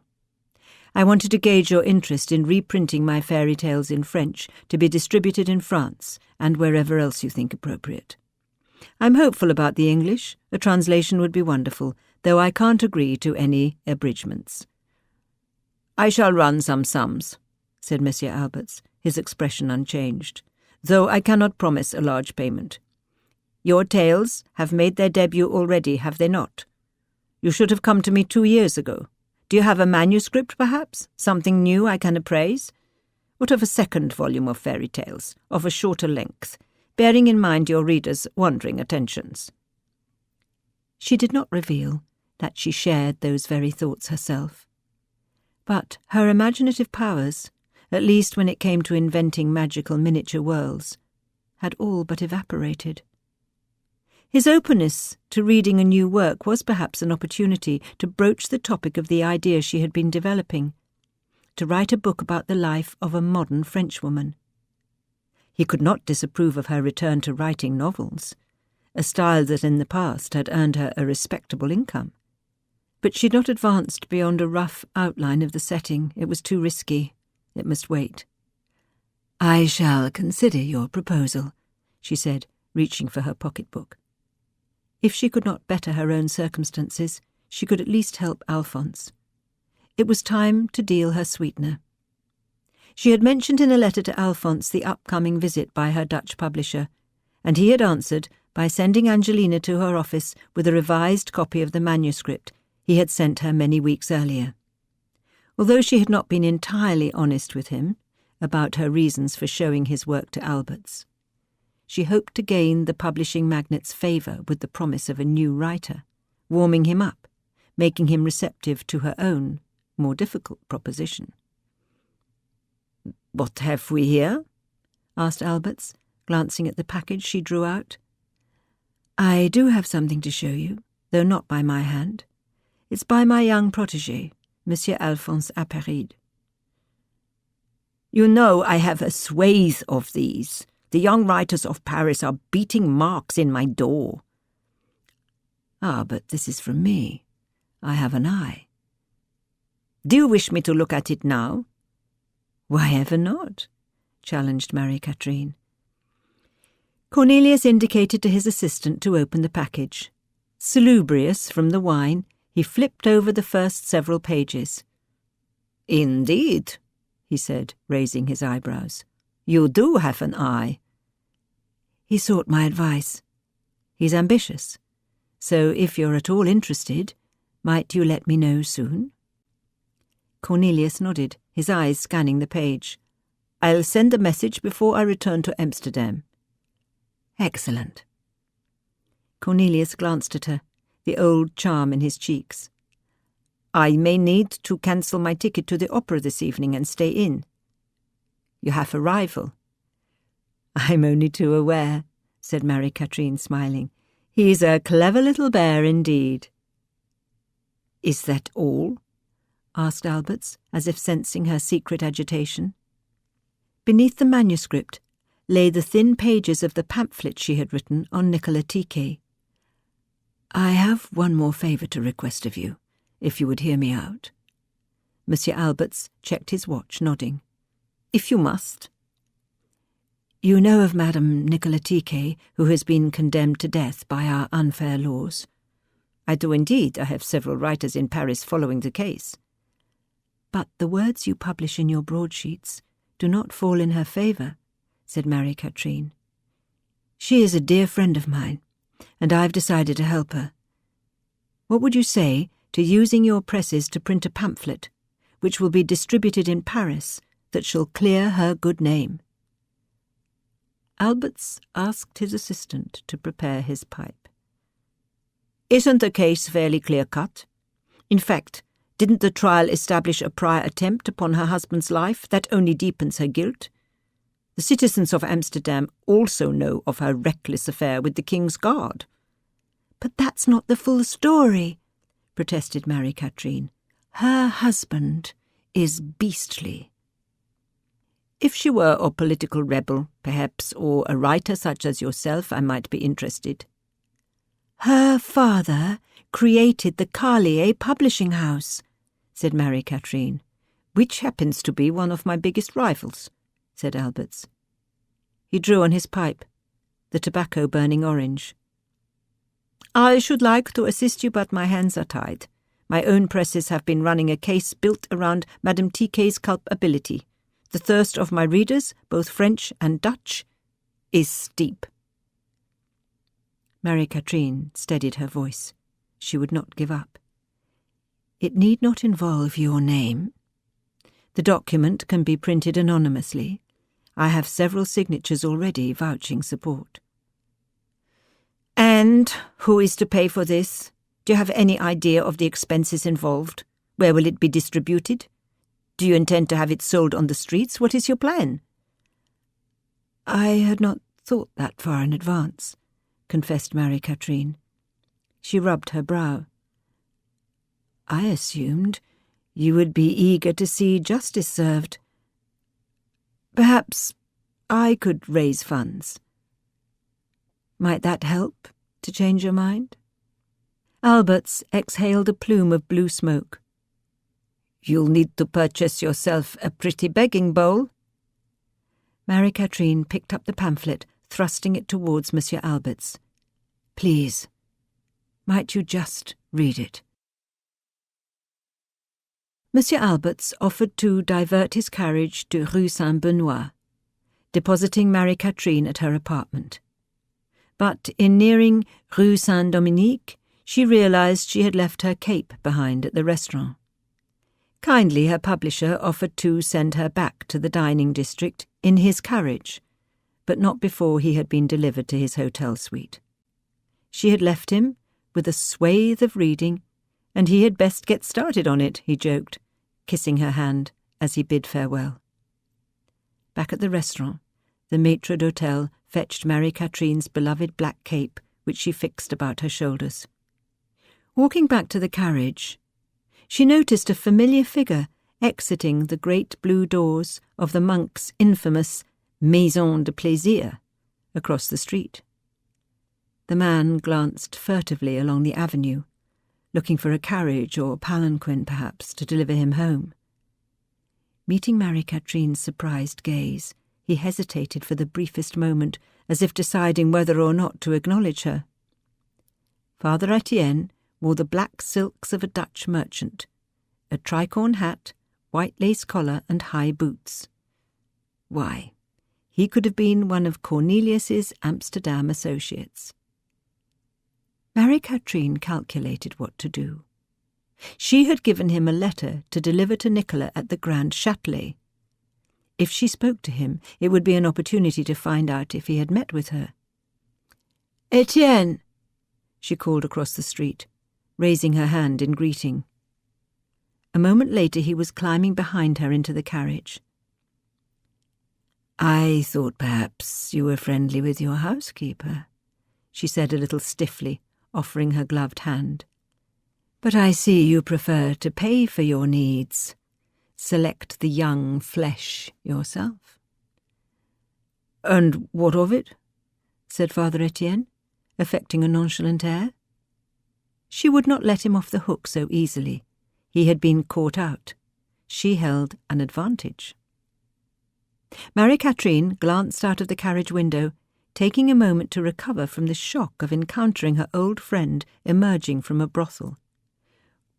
"I received your letter," said Father Etienne. "How are you bearing up?" "As well as can be expected. I see why you claim your standing with the Church is not as strong as I'd hoped. This won't—" Marie-Catherine glanced into his eyes. "This won't affect things, will it? We still need your assistance." "Ah, it's no problem," said Father Etienne, waving his hand. He watched her. "I'm doing all I can to help, through the parish." "Thank you," said Marie-Catherine. She touched her temple, frowning. "I feel a dreadful headache approaching. I had luncheon with my Dutch publisher. He treated us to Monsieur Fortescue's, and I fear I drank too much wine." Father Etienne reached out his fingers to touch her elbow, and she flinched from the impropriety. "Have some sense," she hissed. His hands had been all over the body of a puta. Marie-Catherine felt desperate. "Things have been rather difficult of late. I've roused whomever I can think of in Paris to aid in Nicola's cause." Father Etienne laced his fingers together, waiting for her to continue. "I thought there was hope," said Marie-Catherine. "I truly did. But events have taken such a sudden, terrible turn, and so quickly.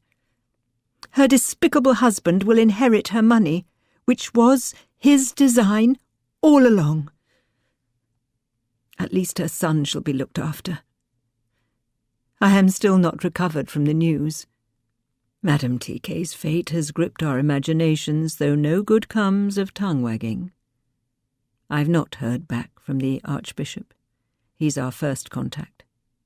Through him we can try to catch the ear of the Pope. A long bow to draw." "Do you move within the Archbishop's circles?" asked Marie-Catherine.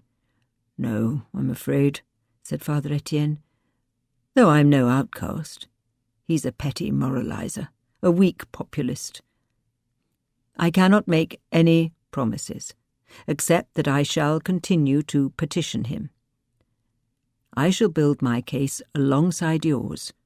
Remind him of Madame TK's habitually generous tithing."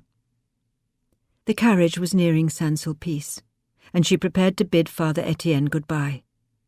She could not stop wondering about the woman he must have visited at the brothel.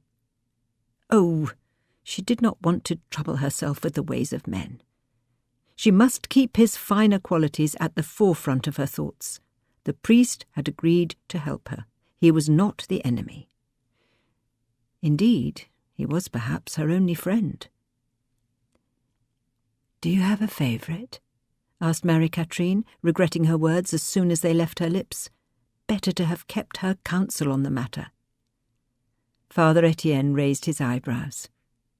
"Never mind about me. I can't always wear a cassock." He brought his fingers to his lips and kissed them, gently placed them on her forehead as if blessing her. And, fool that she was, she found herself closing her eyes and submitting to the gesture, taking comfort from it. Journeying to her apartment in the borrowed carriage, she called the coachman to stop, asking one of the footmen to purchase her a copy of Histoire journalière, Cornelius's broadsheet. Printed on the front page was a headline about Madame Tiquet's sentencing, but there was no new detail in the article, only the usual reminder at the conclusion that the city's residents were hanging on every word uttered about Madame's plight, eagerly awaiting the ruling of the High Court. Frustrated, she discarded the newspaper in the street. She would have to cancel this month's salon and ply the small well of funds she kept aside to run it into printing the pamphlet. Although Alberts had not given his word that he would assist her to publish the document, she had tried her very best to persuade him. There was every chance his mind would be changed by the strong words she had penned in Nicola's defence. Now she needed to nurture her strength and determination, for Alberts had set her up with a task to complete. She must call around the best houses of Paris with her collecting bowl. Perhaps there was still hope, a small candle flame to be cradled and protected, that she might save the life of her dear friend. Angelina, the 16th of June. In place of morning prayer, Angelina began to shower her maid with compliments, enticing her to divulge her tricks for dressing à la mode. Her toilette lengthened to include the application of a perfume cadged from Teresa — her sister had replaced it with a different scent — and the addition of undergarments that shaped her bust and waist. She had kept one handy adaptation from her days at the Abbey. The sisters did not travel with purses, instead using a device of detachable pockets, which they fastened with a cord to their belts. The invention was practical and convenient, and she continued tying on the set she had accidentally taken with her on the day, it seemed so long ago, she had departed St. Anne's forever. She borrowed discarded copies of Le Mercure Galant, poring over illustrations that modelled ways to pin and comb her hair, experimenting with all of them. Before the household stretched awake, she rubbed rouge on her cheeks and scrubbed it off, beginning again and again, until she had perfected an artificial flush. With expert needlework, she altered the hems and cuffs of Teresa's discarded gowns, cutting away inches of silk and velvet to display the white ruffle of her petticoats and shirt sleeves. She visited Deirdre, playing dolls with her nieces, and then joined her elder sister in rounds of cards. The objective not to win coin, but to carefully observe Deirdre and her friends' mannerisms and gestures. If Alphonse could radically reinvent himself, then why not Angelina too? In the years of reading her mother's fairy tales, how she had missed the themes of metamorphosis, to the Baroness's preoccupation with masks and disguise. She had so deeply admired Marie-Catherine's inventiveness in describing magical objects and their delightful abilities. A turkey-leather treasure chest that spoke, an icy mirrored mountainside which reflected one's ideal image, a pennant woven with stars delicate enough to pass through the eye of an embroidery needle. Yet she had failed to pay attention to her mother's insights into human behaviour. Every one of the heroes and heroines that Angelina loved were forced to bear insults from their siblings and parents, even their servants, due to their beastly or otherwise compromised appearance. Their quests would not be complete until they had rediscovered their true forms. In The Great Green Worm, Princess Laidronette was cursed with ugliness by the fairy Magotine, secluding herself in a tower so as not to offend her parents. Even though the bewitchment was not her fault, her mother had forgotten to invite the fairy to Laidronette's christening. Prince Charming from the Bluebird was magicked into avian form for declining to marry the untrustworthy, scheming Truitonne, his feathers and beak preventing him from declaring his love for Princess Florine. Belle Belle, who donned a chevalier's armour to help restore his father's dwindling fortunes, had his breasts exposed like an Amazon, and was almost stabbed to death for refusing the affections of a selfish and conniving queen. Although she had been unprepared for Alphonse's revelation, in many ways it felt as though nothing had really changed. She felt entirely comfortable with the masculine terms he used to define himself, and was surprised to discover how simply and fully her entire being accepted him. She suspected it was because he had so much to teach her. His lessons were invisible little beans of wisdom, hidden in his fancy vest pockets. He was always drawing one out and giving it to her, as if the supply were infinite. The only thing that had changed was the disappearance of any uneasiness between them. She either met with Alphonse or wrote to him every day, and he always answered before sundown. Between their correspondences, she laboured at her diary, her observations and reflections running in clear, looping sentences that filled many pages. Marie-Catherine had taken to leaving the apartment early, each morning, to attend meetings in the hotels and homes of Paris's most influential residents. She insisted on travelling alone to carry out her task, sipping tea with patriarchs and occasionally nobles in the hope of securing funding to print her pamphlet. Since Madame Tiquet's sentencing, her mother's moods had become increasingly volatile, by turns fragile and coolly determined, and Angelina did not wish to upset the delicate equilibrium of the household by arguing. Consequently, for the first time since she had left St. Anne's, Angelina found herself with uninterrupted periods in which to muse upon her new life. Freed of the convent's regimented daily observances, at first a void that left her fearfully summoning God, though it was mostly a habit, she had started listening to her interior observations. She'd not realised, but for some time after leaving the convent, she had swung between emotional extremes. Some days she felt homesick, her mouth almost watering for a bite of the biscuits, sweetened with dried peel that the novices baked for Easter. But then she would clench her teeth in resentment, recalling how thoroughly she had been instructed in the habit of sifting through her conscience, combing her thoughts for impurities. She nearly shook in frustration, reminding herself that the delight she felt in preparing to go out visiting, in stopping to admire the baroque notes of a nightingale, or enjoying the way a cat rubbed its paws over the milk-flecked whiskers, could be experienced without reflecting upon the omnipotence of God. Freedom to move in Paris in combination with her skills at self-examination led her to hope that her new-found sensory pleasures, along with the forest of carnal desire she harboured for Alphonse, were good. That the spreading force, its new branches, the waxy green shoots and flowering buds that reached into every corner of her perception, was not sinful, not wrong.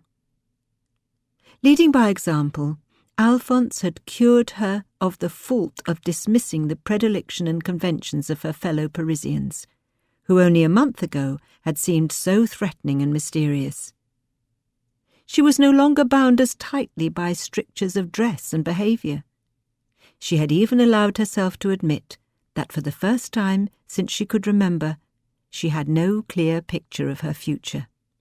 It did not matter, for she had this very hour, this moment, upon which to spend her attention. Where once she itemised subjects to discuss with Alphonse, their correspondence began to flow without pause, each thought or anecdote revealing novel twists and turns in its course of exploration. One morning she decided to bring up the topic of her confused feelings towards her father. Perhaps Alphonse could advise her. "I have begun to wonder of late why I have not visited Papa to deliver his medicines and check upon his well-being myself. I seem to make excuses, or, if not that, be subjected to endless interruptions. Have I perhaps fluttered to the opposite extreme, in my haste to throw off the chains of a life of head-bowed service to others, and embraced a persona of feckless self-absorption? Though I do not truly believe this of myself, I do not always understand the motivations behind my own choices. Perhaps I am merely casting about for ways to justify my newfound, and rather enjoyable, self-regard. Should I pay him a call, or would it upset Maman? I cannot make up my mind which direction I should take. Alphonse had answered her quandary in a letter delivered that afternoon, with an interesting response. I fear you worry yourself too greatly about whether to act upon your sentiments.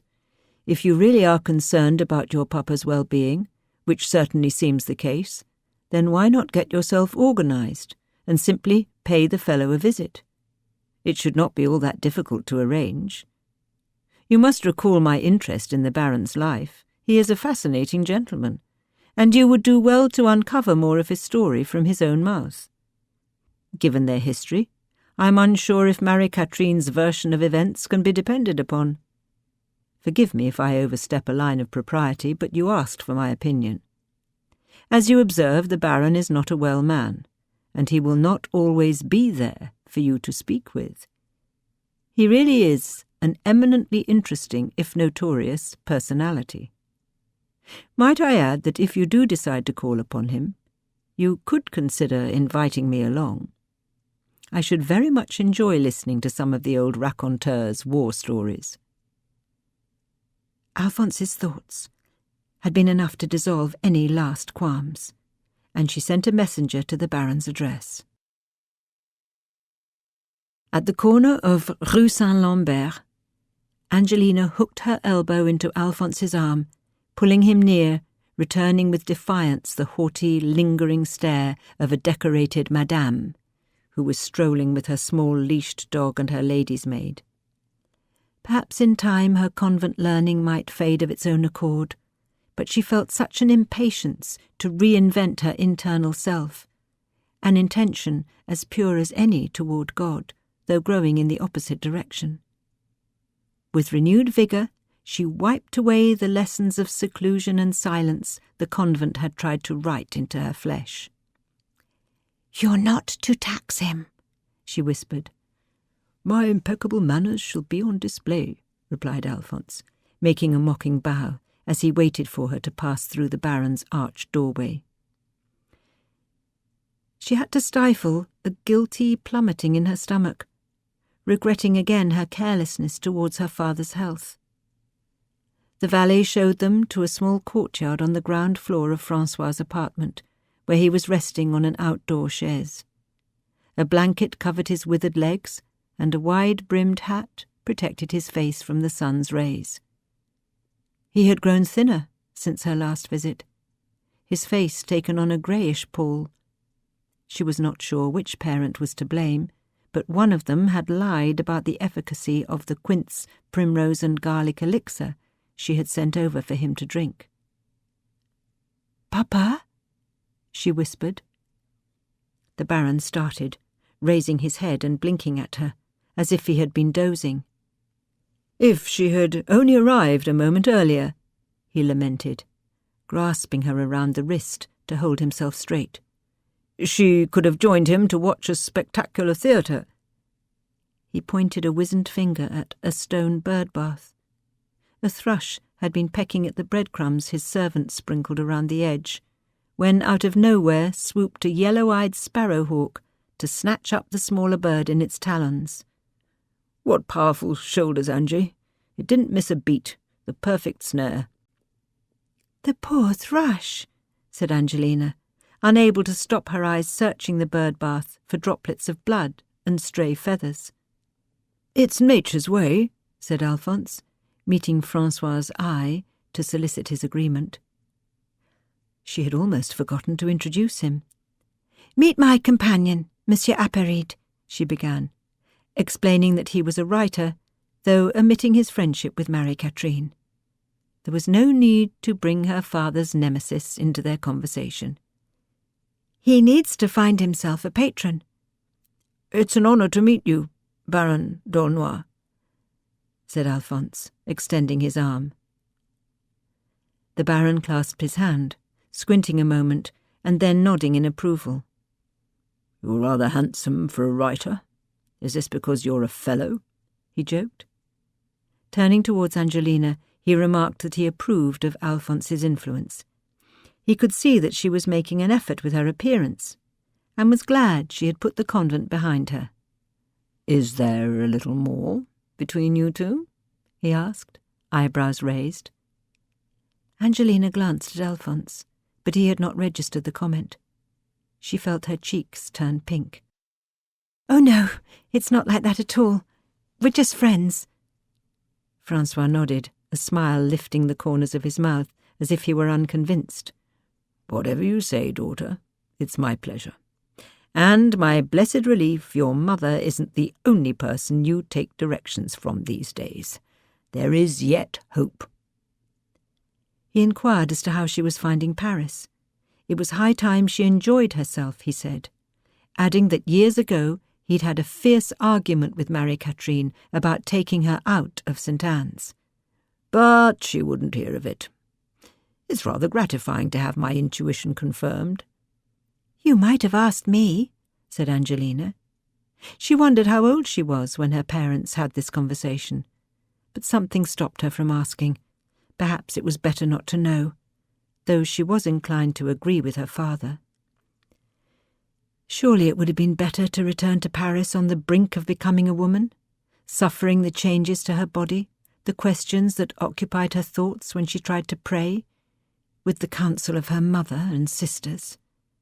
Instead, she had crotchety and doddery nuns, whom she cared for very much, of course, but all the same, her blood relatives, even if they disagreed, might have made the ordeal less solitary and frightening. The valet had brought chairs out, and Francois invited them to sit near him. They had to gather in close, as failing hearing was one of a multitude of ailments afflicting him. He asked Alphonse where his family were from, pleased to learn they were Parisians. "My father fought against the rebels in the Fronde, like you," said Alphonse.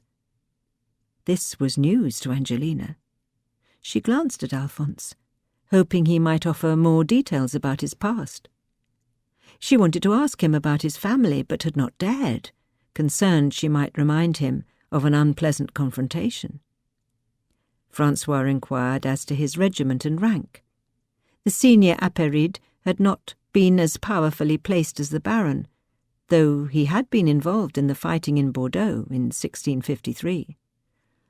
"How unfortunate I never met him," said Francois. He glanced into the canopies of the plane trees fringing his neighbour's garden. "I lost count of the number of times I cheated death.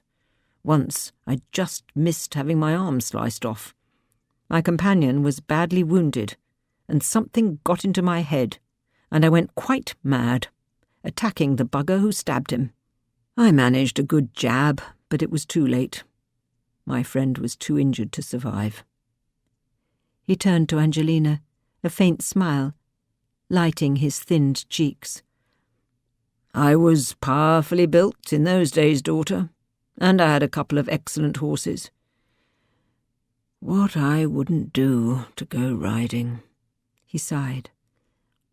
"It's been so long I can barely remember what it's like." Alphonse nodded. "Father caught a musket ball in his thigh, and that was the end of fighting for him. He still walks with a limp." Angelina followed their conversation with fascination. She had never heard her father speak of his experiences as a soldier, though she worried that Alphonse was tiring him out. He was sitting up in his chair, his face reddened with emotion, his hands waving about as he described returning to the battlefield to retrieve his friend's body for burial. She did not wish to be responsible for his collapse. Glancing at Alphonse, she frowned, nodding her head slightly, silently asking him to take pause. But, for the second time that morning, Alphonse behaved as if her opinions and presence were not important. He asked Francois if he had been decorated for his services to the crown. His own father's medals counted amongst his most precious items. He had them encased in glass in a custom-built cabinet. "Summon that dolt of a valet," Francois said. "They're packed away, but I think I remember where they are." The servant was asked to fetch the brandy bottle and several glasses, and then to rummage in a chest in the attic. He was not to reappear until he had located the case of awards. "Are you not tiring yourself?" interrupted Angelina. "Surely your physician has not prescribed drinking as a medicine?" Francois turned to Angelina, a fierce expression in his eyes. "That torturer visited me yesterday." He pointed to his leg. "He took to my calves with his lancet, slicing away flesh as if that might effect a cure. Look under there, and see his new additions to my sufferings." Angelina checked his face to confirm he really meant her to lift the blanket. Both of his legs were wrapped in muslin bandages, watery dried blood staining the fabric.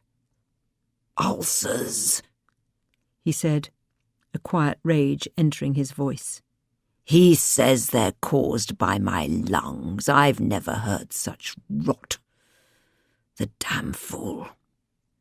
Angelina accepted the glass of brandy the valet poured. She felt out of her depth. Who did she think she was, fancying she could help ease her father's suffering in his final days? Her mother had lied to her about his decline, saying Angelina's useless concoctions were working, flattering her for her own ends. Marie-Catherine would be only too happy, thought Angelina uncharitably, to hasten Francois's demise. She lowered the blanket and excused herself. Entering her father's apartment earlier, she had noticed a cabinet of medicines in the kitchen and decided to go back inside the house to examine them. But it was no use. The Latin titles on the labels did not note the active ingredients. She had brought in her purse a new bottle of the apothecary's elixir, though she suspected it would be ineffective. She recalled the solution Le Chinese she had also purchased, opium poppy. If only she had known how unwell he was, she might have included it. At least she remembered a good remedy for lung infections that did not require any draughts or ointments. Returning to the sunny courtyard, she addressed Francois. "Might I listen to your chest? If you allow me to rub your back, it may help to dispel some of the fluids." Francois acquiesced. She asked Alphonse to help her turn him over on the lounge. She promised not to cause him pain. He was to breathe in and out as instructed. Listening to his back, she heard a crackling sound when he drew in air. She moved her hands along his spine, whispering gently to him, working her fingers towards his neck, and soon he was coughing, expressing phlegm. Francois sat up and held his glass up to the sun, turning it so that the light glinted off the facets in the crystal. He claimed it was the only medicine that truly worked, although the massage Angelina had given his back seemed to have cleared his breathing. The valet returned, carrying a small trunk covered in green leather with brass studs. Francois had the fellow open it, proudly exclaiming over the medals inside, which he allowed Alphonse to handle, explaining what each stood for in the realm. "Is there a reason you keep them hidden away?" asked Angelina. She decided to forgive Alphonse for prizing her father's stories from him, overexciting him in a way that only emphasized his frailty. It was good that Alphonse had made her father divulge his memories of the Fronde. Had she visited with Teresa, the conversation would never have taken place. Suddenly, she felt gripped by the fear that she might never have another opportunity to talk with him like this. "Only that I became disillusioned with the regime? A not uncommon sentiment," said Francois. "Alphonse tried to tell me that you were imprisoned in the Bastille for lèse-majesté," said Angelina, "though I do not believe it for a moment. You're a patriot at heart." "Dear girl," said Francois, frowning at Alphonse. "That was a lifetime ago. A terrible misunderstanding between the sovereign and I. Thankfully I had high-placed friends who spoke out in my defence." "But why would you voice such opinions? And who betrayed you?" Francois studied her wearily, as if considering how to answer her question. He raised his glance at Alphonse, signalling he would like it refilled. "All you need to know is that I wasn't to blame. There was no conspiracy, at least not on my part, and I had every right to voice my dissatisfaction with the Crown, as do all subjects. But we must be careful about whose ears we whisper our discontent into. It's not as if I were born titled, like many. I've worked and bargained and negotiated for every leave." Francois took the glass from Alphonse. "You wish to know who my sworn enemies were? Why my speeches were recounted to Monsieur Colbert?" He looked at Angelina, his eyes narrowed, a great anger risen in his chest. "Your grandmother and your own mother, the same age as you are now. They hired a pair of ruffians, who plied me with drink and rich food, to sit at a gambling table, while they fished for my opinion of the king, and then reported it back to Judith Angelique, who wrote it up in a report." Angelina frowned. "That is the first I have heard of such events. Are you quite sure?" she asked, looking at Alphonse. He did not meet her eyes. His attention was fixed squarely on her father. "It is a fact," said Francois. Angelina closed her eyes, feeling faint. She remembered her 12th birthday. Her father had sent her a gown, yellow satin with black brocade, a motif of bees sewn into the bodice. Whistling in admiration, Sister Agatha had helped her try it on. A faraway look on her face. There was an invitation to a party in which she was to be presented to some of his friends. The following day her mother had visited, bringing cake and a flask of cordial. Angelina had been permitted to receive her in the abbess's drawing-room, rather than behind the visitors' grill. She told her mother about the party, asked her what she planned to wear, and was shocked when she replied that it had been called off. It was not appropriate for a novice to appear in society, she said. Her father, as was his way, had no understanding of the convent's protocols. She had apologized and assured her she would speak to him. Angelina had entirely forgotten the incident. She wondered if it had anything to do with her father's confession that he had tried to have her released from St. Anne's. Perhaps she did not know her mother's heart at all. It was after the desolate little gathering between them that Marie-Catherine had started sending her fairy tales to read and respond to, asking what the novices thought of her stories. It had been a ploy, she realized, to make her forget her father's plans. And it had worked. Never had her parents asked her if she wanted to stay at St. Anne's, and never had the idea that she might be released into either of their homes occurred to her. She could not fathom why, but she had simply accepted her lot, behaving as if the future were already decided, destined to unfold in long, dreary hours of observance and faith, unchanged and hideous and cold with loneliness. Angelina motioned for Alphonse to refill her glass. "Perhaps what you say is true," she began, "though I'm shocked by it. They must have had their reasons." "I'll give you one guess," said Francois. "Coin?" said Angelina, with false lightness. "Knowing the two of you, I'll wager it was over money." Francois spluttered in his drink. "I did not expect you to be so astute, but you are correct, child. Your grandmother, who loved to play cards and go to shows, was not left the fortune she had anticipated following her husband's death.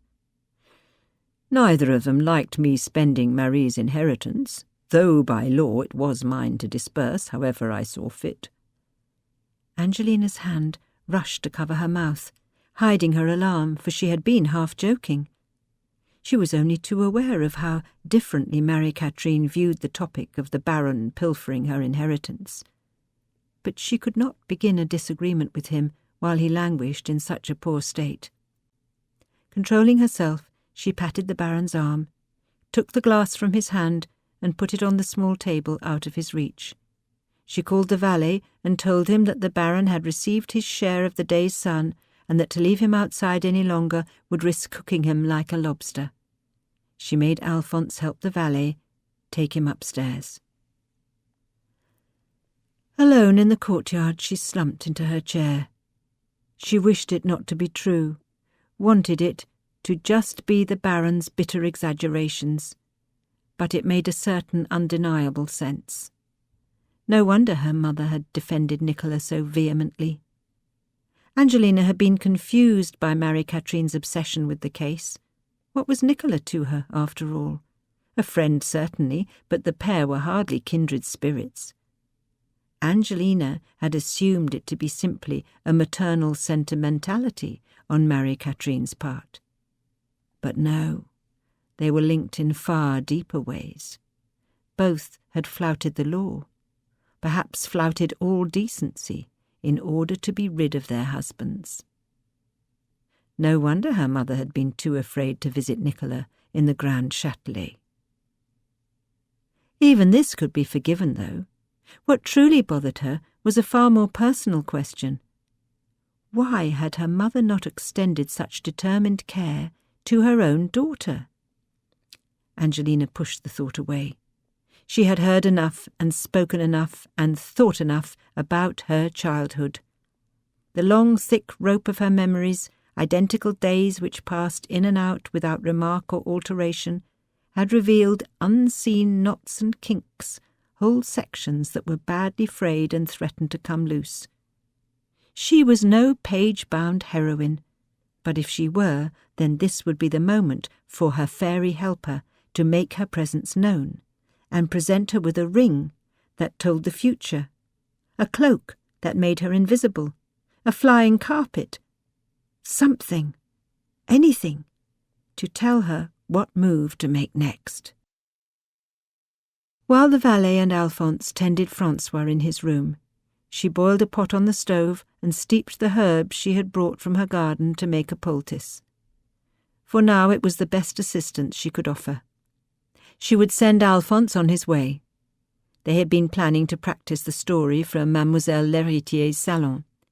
But if she had to rehearse her role one more time, she would surely scream. Besides, after all the help she'd been giving Alphonse, which he didn't seem to appreciate, he had responded by driving a wedge into the heart of her family. She needed to be alone with her diary. She needed to think about her mother, who appeared to have nurtured her on the sour milk of lies. Nicola, the 17th of June. Nicola's nostrils ached in the cold air.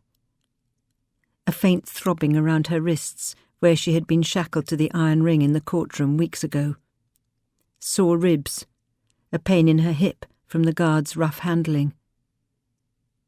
She turned the page in her Bible, the tiny printed words appearing double. The meal she had been fed for luncheon made her ill, and she had vomited on the floor. She had let herself slump where she crouched over the chamber pot for a while, lacking the will to remove herself to the hard bed. Her nails were torn from picking, her breath sour, her shirt loose and foul-smelling. She heard the rustle of keys in the lock of her cell door. Every drop of blood in her veins pulsed, the nerves in her fingers and calves prickling awake. A guard hoisted her to her feet. She had been kneeling at her table praying, but had fallen forward, her forehead resting on the wood. Water cooled her cheeks, the faint scent of soap in the cloth, as it moved over her nose and lips. The lieutenant criminal, Monsieur de Fite, who was chief of the investigation, stood exceedingly close to her, a hand on her elbow, waiting patiently for her to meet his gaze. When she raised her head and lifted her eyes, he searched her face, trying to determine the clarity of her expression. De Fite seemed to find what he was looking for. He spoke her full name and asked her to confirm her surroundings and circumstances. His nose was broad, and the light green eyes above it seemed familiar. "The Supreme Court trial has concluded," he said, reading from a handwritten document. "The findings of the magistrates of the Parliamentary Court are in favour of the municipal ruling.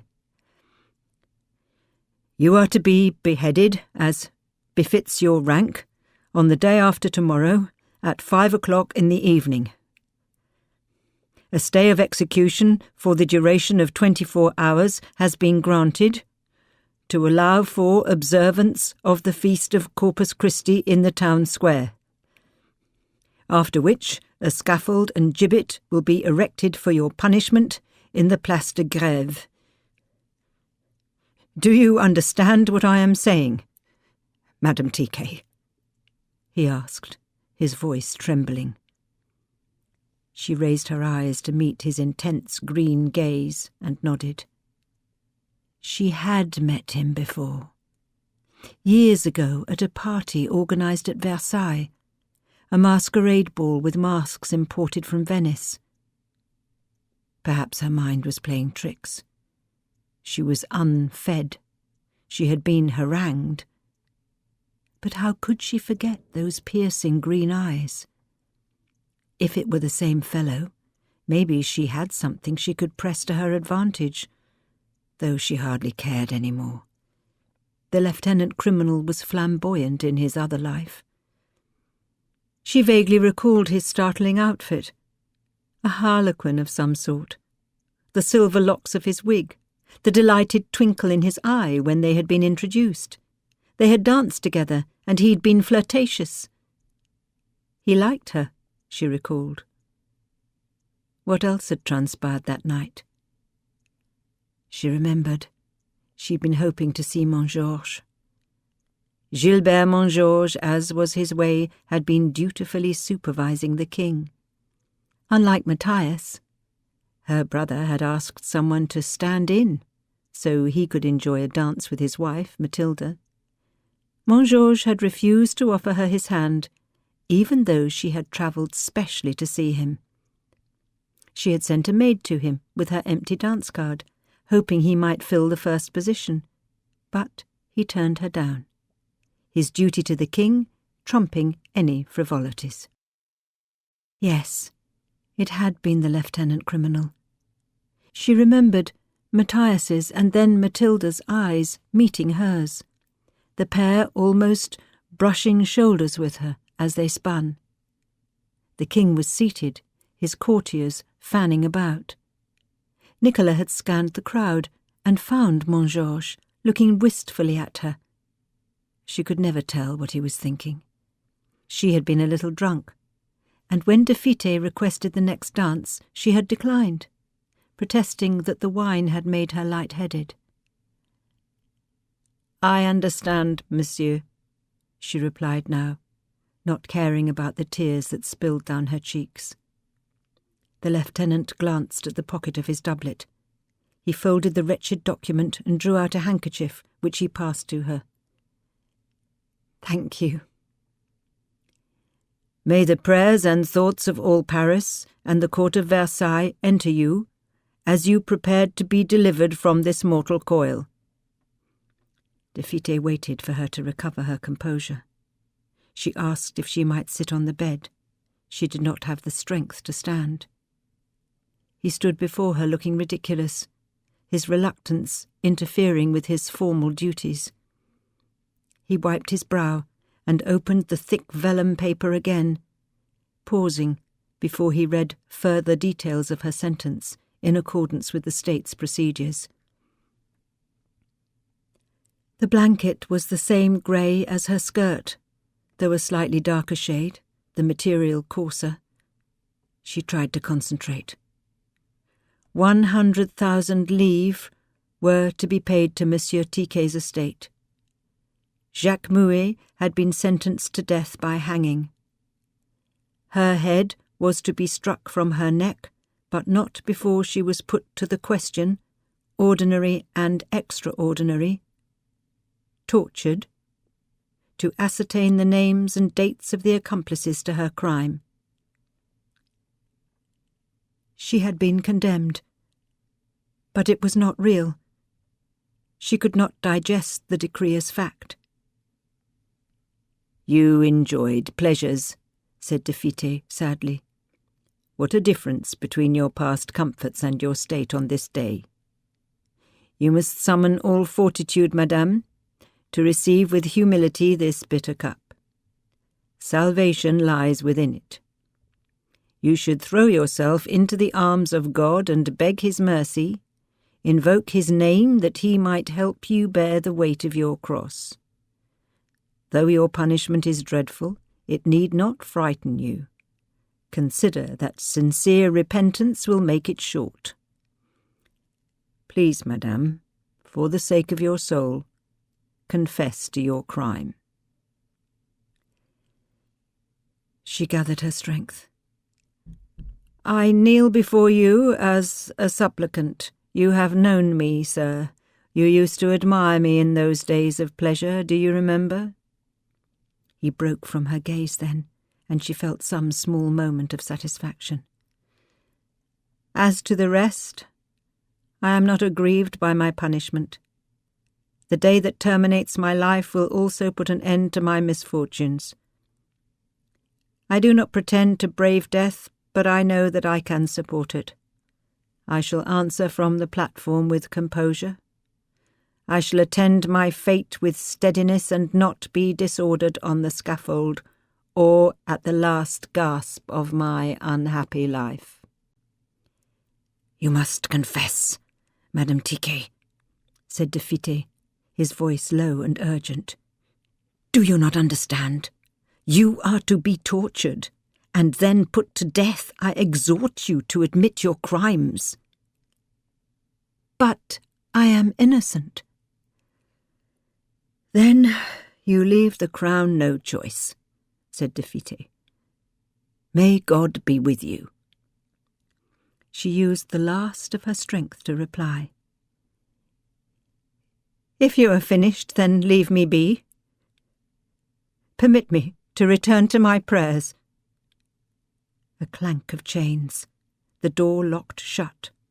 Calls from the other prisoners as de Fite and his guards made their solemn way down the long corridors. Punched in her body, punched in her lungs, the world ceased to move. Like in a game of chess, the last gesture in a long series of manoeuvres had been made, and she was defeated. Outplayed by Claude, by the city and its foul systems of justice. Father Etienne had visited more than a week earlier, secretly delivering what she realized might be her last message from the outside world, a letter from Marie-Catherine. Her friend was writing petitions, gathering signatures, a small comfort, but she sensed a desperation in her words.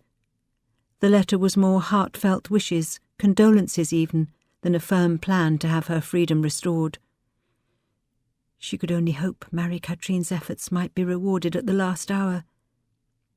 There had been no news regarding Jean-Paul, though what could she expect? Marie-Catherine was no friend to Claude, and it would be risky for her to contact him when she was battling his case so furiously. Nicholas sighed, blinking away a bitter tear. Her attempt to improve her circumstances had come to naught. Jean-Paul sent to his father, Claude to inherit her fortune. She had lost everything, struck by blow after blow. She could not tell if the harshest beatings had already been carried out, or if they lay in wait. She steadied her shaking limbs and crept down from the bed. She stood before the barred window, watching the murky grey pane of the insensate river. Again she crouched before the candle and rosary, bringing the beads to her lips. The cold floor stung her knees, but she ignored it, drawing her reddened fingers over the cover of the holy book, opening it to where she had folded back the page. The walls of her cell, smeared with the agony of mortals stepped into chains long before herself, seemed as flimsy as the paper upon which her sentence had been written. Was she becoming mad in her abandonment? She imagined Gilbert, pacing the grounds of Versailles, tearing at his hair. Should so much as a snigger reach him from his ranks, his peers, he would whip around, sword drawn. For an exquisite moment she saw the faces of Jean-Paul and Clotilde, their limbs as pale as marble sculptures. No, her mind was not functioning. Children, rats, spiders, all were ghosts. The soft black beat of wings she could not see in the dark, the feathery breath of angels whispering in her ears. This ends CD 8, CD 9. Part 4. Marie-Catherine, the 17th of June. Marie-Catherine had left the meeting with Abbess Durée, burdened with a heavy weariness. The formidable head of St. Mary's, one of Paris's oldest orphanages, to which Nicolas Tiquet annually donated a considerable sum, had refused to stamp the institution's support on her petition. The abbess expressed her sincere regrets, privately agreeing with Marie-Catherine's complaints about judicial bias against wives, but explained that she could not risk upsetting her donors. If she was seen to publicly question the court ruling, she might lose funding from some powerful sources. It was a situation she could not countenance. The orphanage's survival was precarious enough. Marie-Catherine made a valiant effort to turn around her defeated spirits. Sophie was helping her to change into her evening gown, fussing over her hair and complimenting her, paying her small but significant part in showing support. But pressing concerns continued to dance and weave in her mind. Had she gone to the meeting at the orphanage secretly knowing that it would not be successful? Was she taking a kind of dark pleasure in all this, rubbing salt into the wound of Nicola's imprisonment? If she'd had her wits about her, she might have sent a messenger to the orphanage and cancelled the scheduled appointment, not wasted the abbess's precious time. For inside her heart she was only too aware that this last attempt at help was futile. Although she had gathered significant funds during the past week, and a few signatures for her petition, it was not nearly enough to cover the printing of the pamphlet, nor, she feared, to sway the magistrate's final decision. She had heard nothing back from Cornelius Alberts, despite writing him 2 pleading notes asking for an answer to her proposal. Perhaps his response lay in the silence of his indifference. Perhaps it was time that she admitted her powerlessness, her defeat. Alphonse and Angelina were debuting Alphonse's fairy tale at Mademoiselle L'Héritier's salon, and she needed to be in attendance to show her support. If it were any other evening engagement, she would have cancelled her plans, turning early to bed to nurse her disappointment. Stepping into the carriage behind Angelina, she gave herself a firm talking to. She must stop thinking of herself and Nicola. She had barely slept all week and was in sore need of respite. Surely the salon and its guests would shake away her preoccupations, lift her glum mood. After all, she'd had to cancel her own salon. With Nicola's funds channelled into the police guarding her apartments, she simply could not afford to hold it. Had she not earned an evening of pleasantries? Marie-Catherine watched Mademoiselle L'Héritier seated near the stage.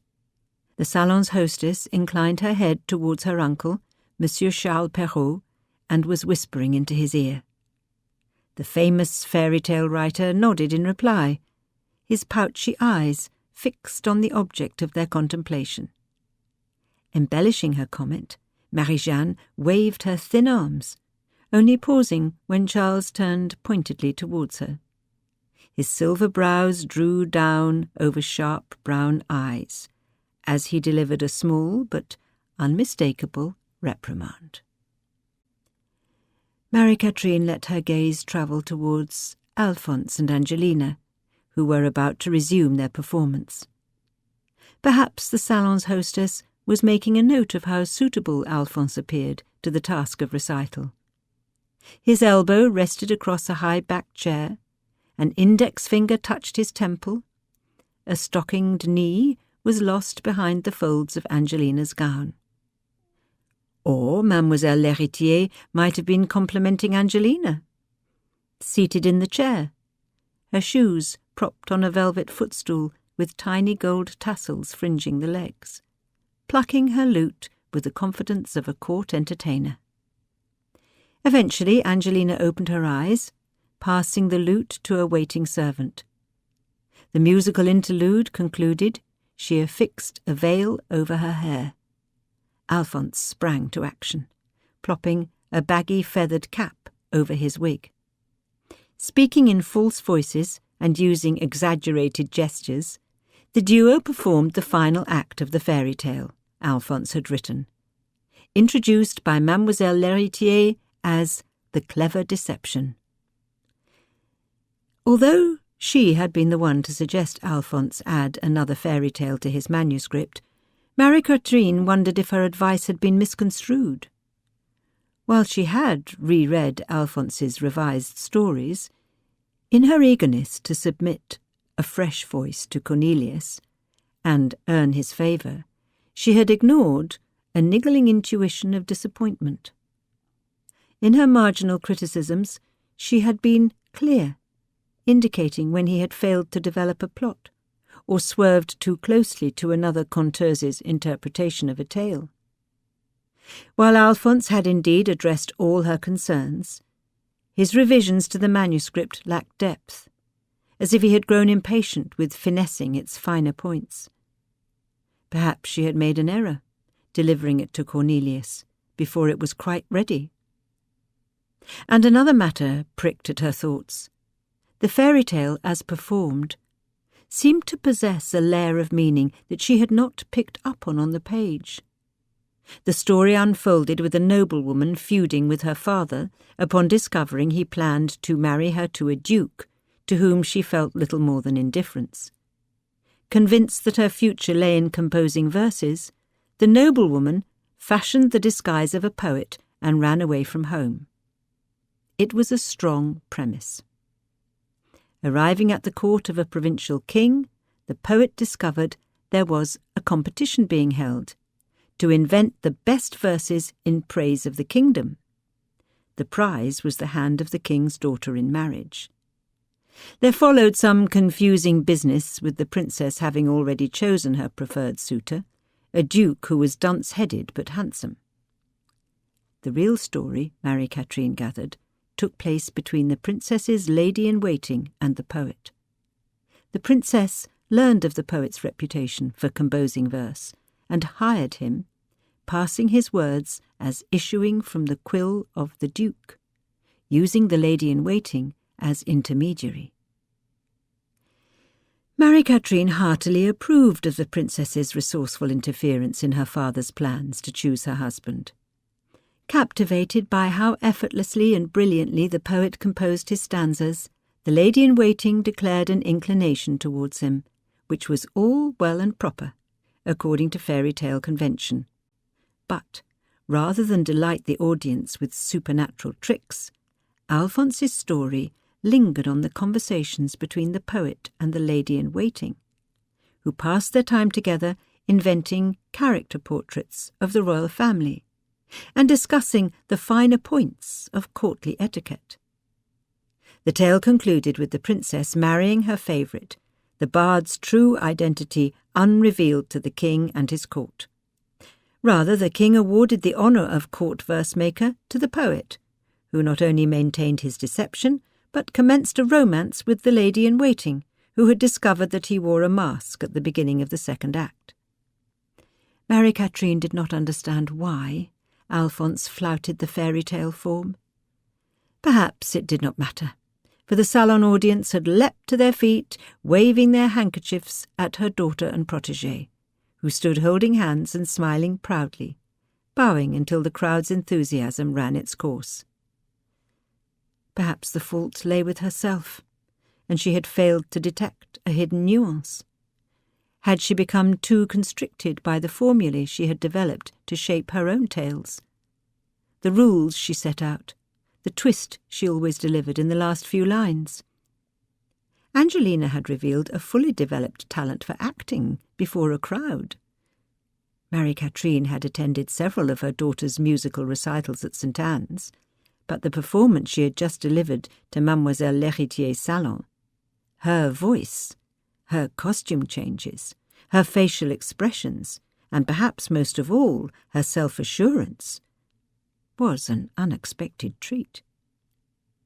She observed her youngest daughter, penned near the stage area, conversing with a simperingly attractive young woman.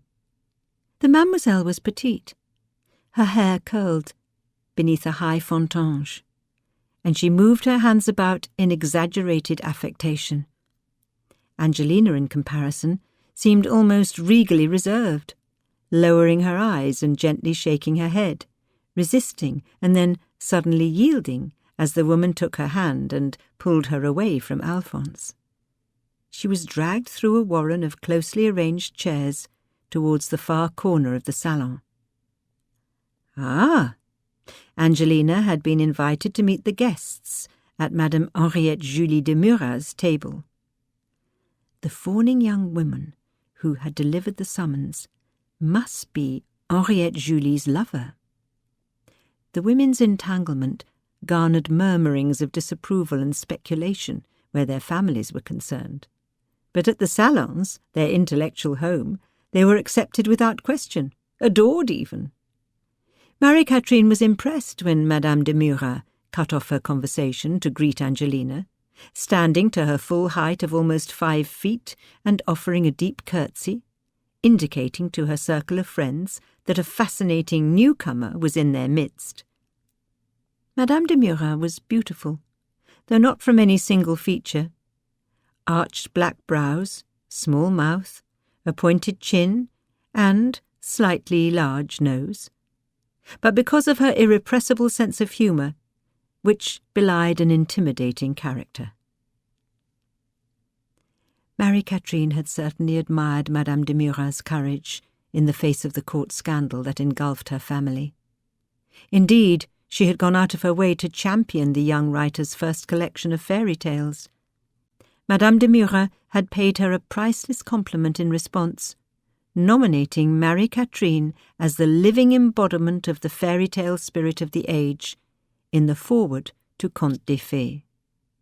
But when Marie-Catherine wrote to her, asking her to sign her petition to restore Nicolas Tiquet to freedom, she had been disappointed to receive a polite decline. If I were anyone else, I would not hesitate to support her case. I must admit, too, that Madame Tiquet has not been a contributor to the Society of French Letters, which makes me somewhat less inclined to put my already damaged reputation at risk. But there is another consideration, in all truthfulness. A signature by my hand might attract the wrong sort of attention when viewed by the king, harming rather than serving your good cause. A group of younger guests walked past Marie-Catherine, their laughter cutting through her thoughts. "I do think she's innocent," said a woman in a yellow dress. "I spoke with her once, and I can tell you she does not have the brains to conceive of such a scheme." "You've fallen for her innocent face then, like the rest of the fools," a man said. "If you'd heard the stories I have, you wouldn't be so sure of yourself. A deviant." "You're all beasts," said another woman, playfully rapping the man on the knuckles with her fan. "The poor creature is being used to warn the rest of us off murdering our dear husbands. Isn't it obvious?" Marie-Catherine breathed deeply, caught the eye of a servant and instructed him to fill her plate. If only Madame de Noailles had not been occupied. Marguerite never missed Mademoiselle L'Héritier's salons, but had the excuse of a publishing deadline to keep her confined to her private chamber. Her proposal to write a novel, set alternately in Provence and Paris, told as a series of letters, had been accepted by Marie-Catherine's French publisher, Claude Barbin. Although Marguerite was happy to sign her name to Marie-Catherine's petition, she had been perfectly frank in her summation of the wretchedness of Nicola's case. She had advised Marie-Catherine to guard against raising her hopes in the face of almost certain disappointment.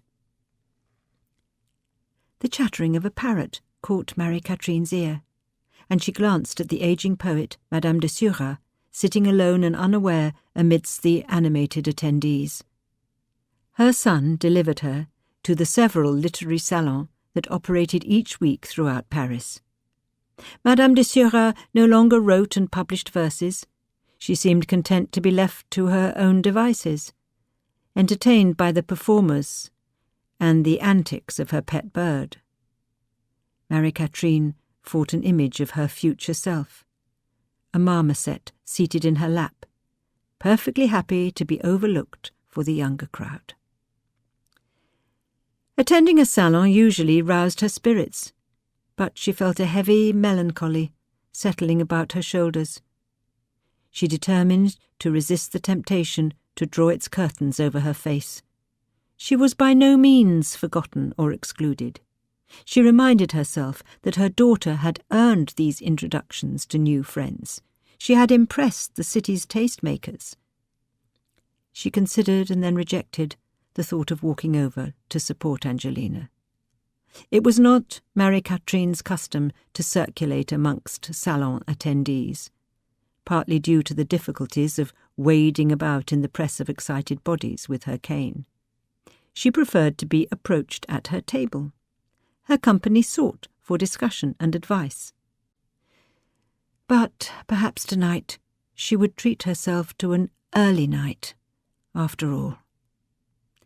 There would be other opportunities to speak to Madame de Murat, and she had carried out her pledge to Alphonse, helping him along the course of becoming an author. It was surely more than enough. She wondered where the serving boy had disappeared to. She needed her drink refilled. After all, she had not quite reached Madame de Surat's state of guileless self-sufficiency. Noticing Alphonse walking back to their table, freed of his queuing admirers, she exhaled a slow, relieved breath. She had much to talk to him about, particularly the ending of The Clever Deception. Did he realize that he risked exposing his real nature to the gossiping tongues of the close-knit salon society? That this might jeopardize him when it came time to obtain a royal privilege from the censor? Or had she missed something? Was this his intention? You must think of yourself above reproach, having your bard and his mistress express such delight at pulling the proverbial wool over the court's eyes, she remarked when he arrived at the table. Alphonse met her gaze with a small frown. The Clever Deception isn't just a fairy tale. In fact, it's barely a fairy tale. I deliberately refrained from using fantastical elements. I wanted the characters, their intimacies, the testing of their romance to be centre stage, not a carnival of impossible tricks. If that was your desire, then you found success. But you have a reservation, said Alphonse, raising his eyebrow in question. Only that salon audiences are more indulgent and obliging than the reading public. Oh, but I disagree, said Alphonse, nodding at the servant approaching with Marie-Catherine's roast pigeon. There was some confusion, and the meal was placed in front of him instead. Angie's had me reading de Murat and L'Héritier. They're concerned with exploring the inner lives of their characters. He spoke with a degree of seriousness, moving her food around her plate with a fork, as a prop to explain how he had wanted to emphasize the arts of conversation. Why would he not just eat the blessed thing?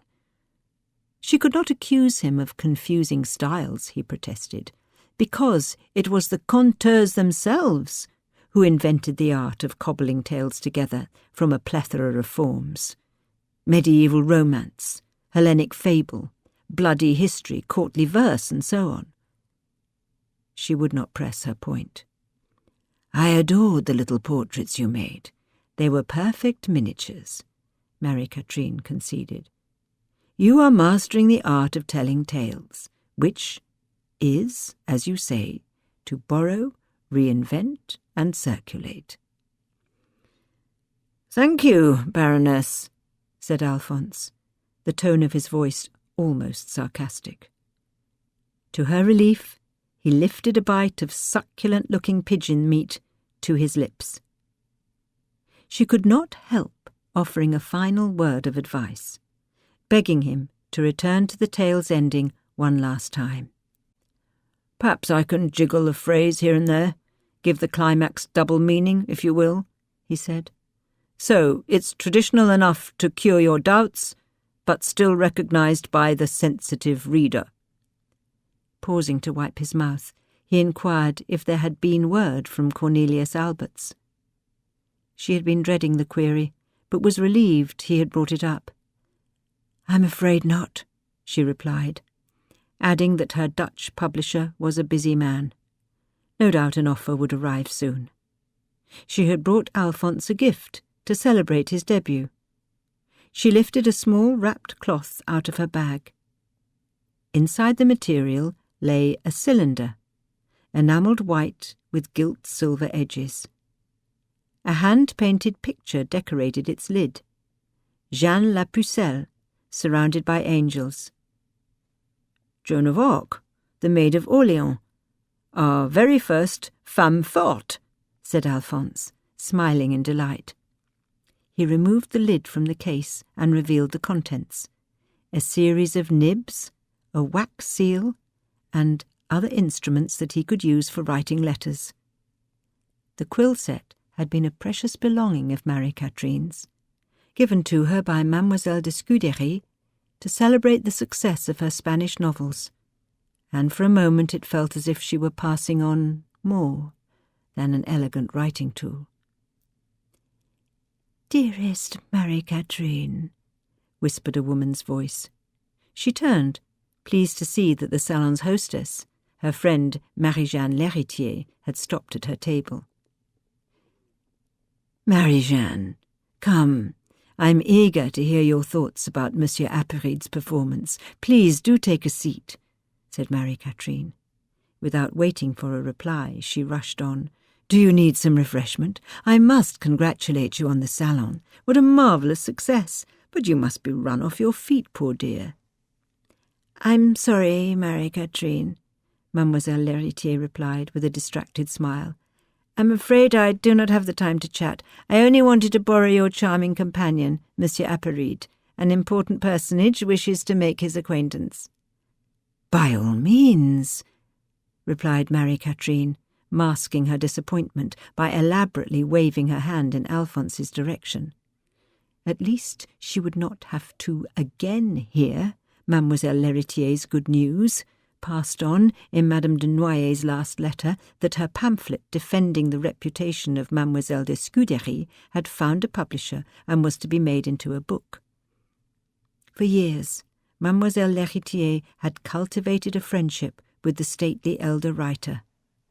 When the critic, Monsieur Nicolas Boileau, circulated Satire X, an attack on de Scudéry's Cellier novels, in which he ridiculed her popularity with female readers and transformed the Greek heroines of the books into harpies, ogres, witches, and madwomen, Mademoiselle L'Héritier had inked her quill to write a spirited rebuttal.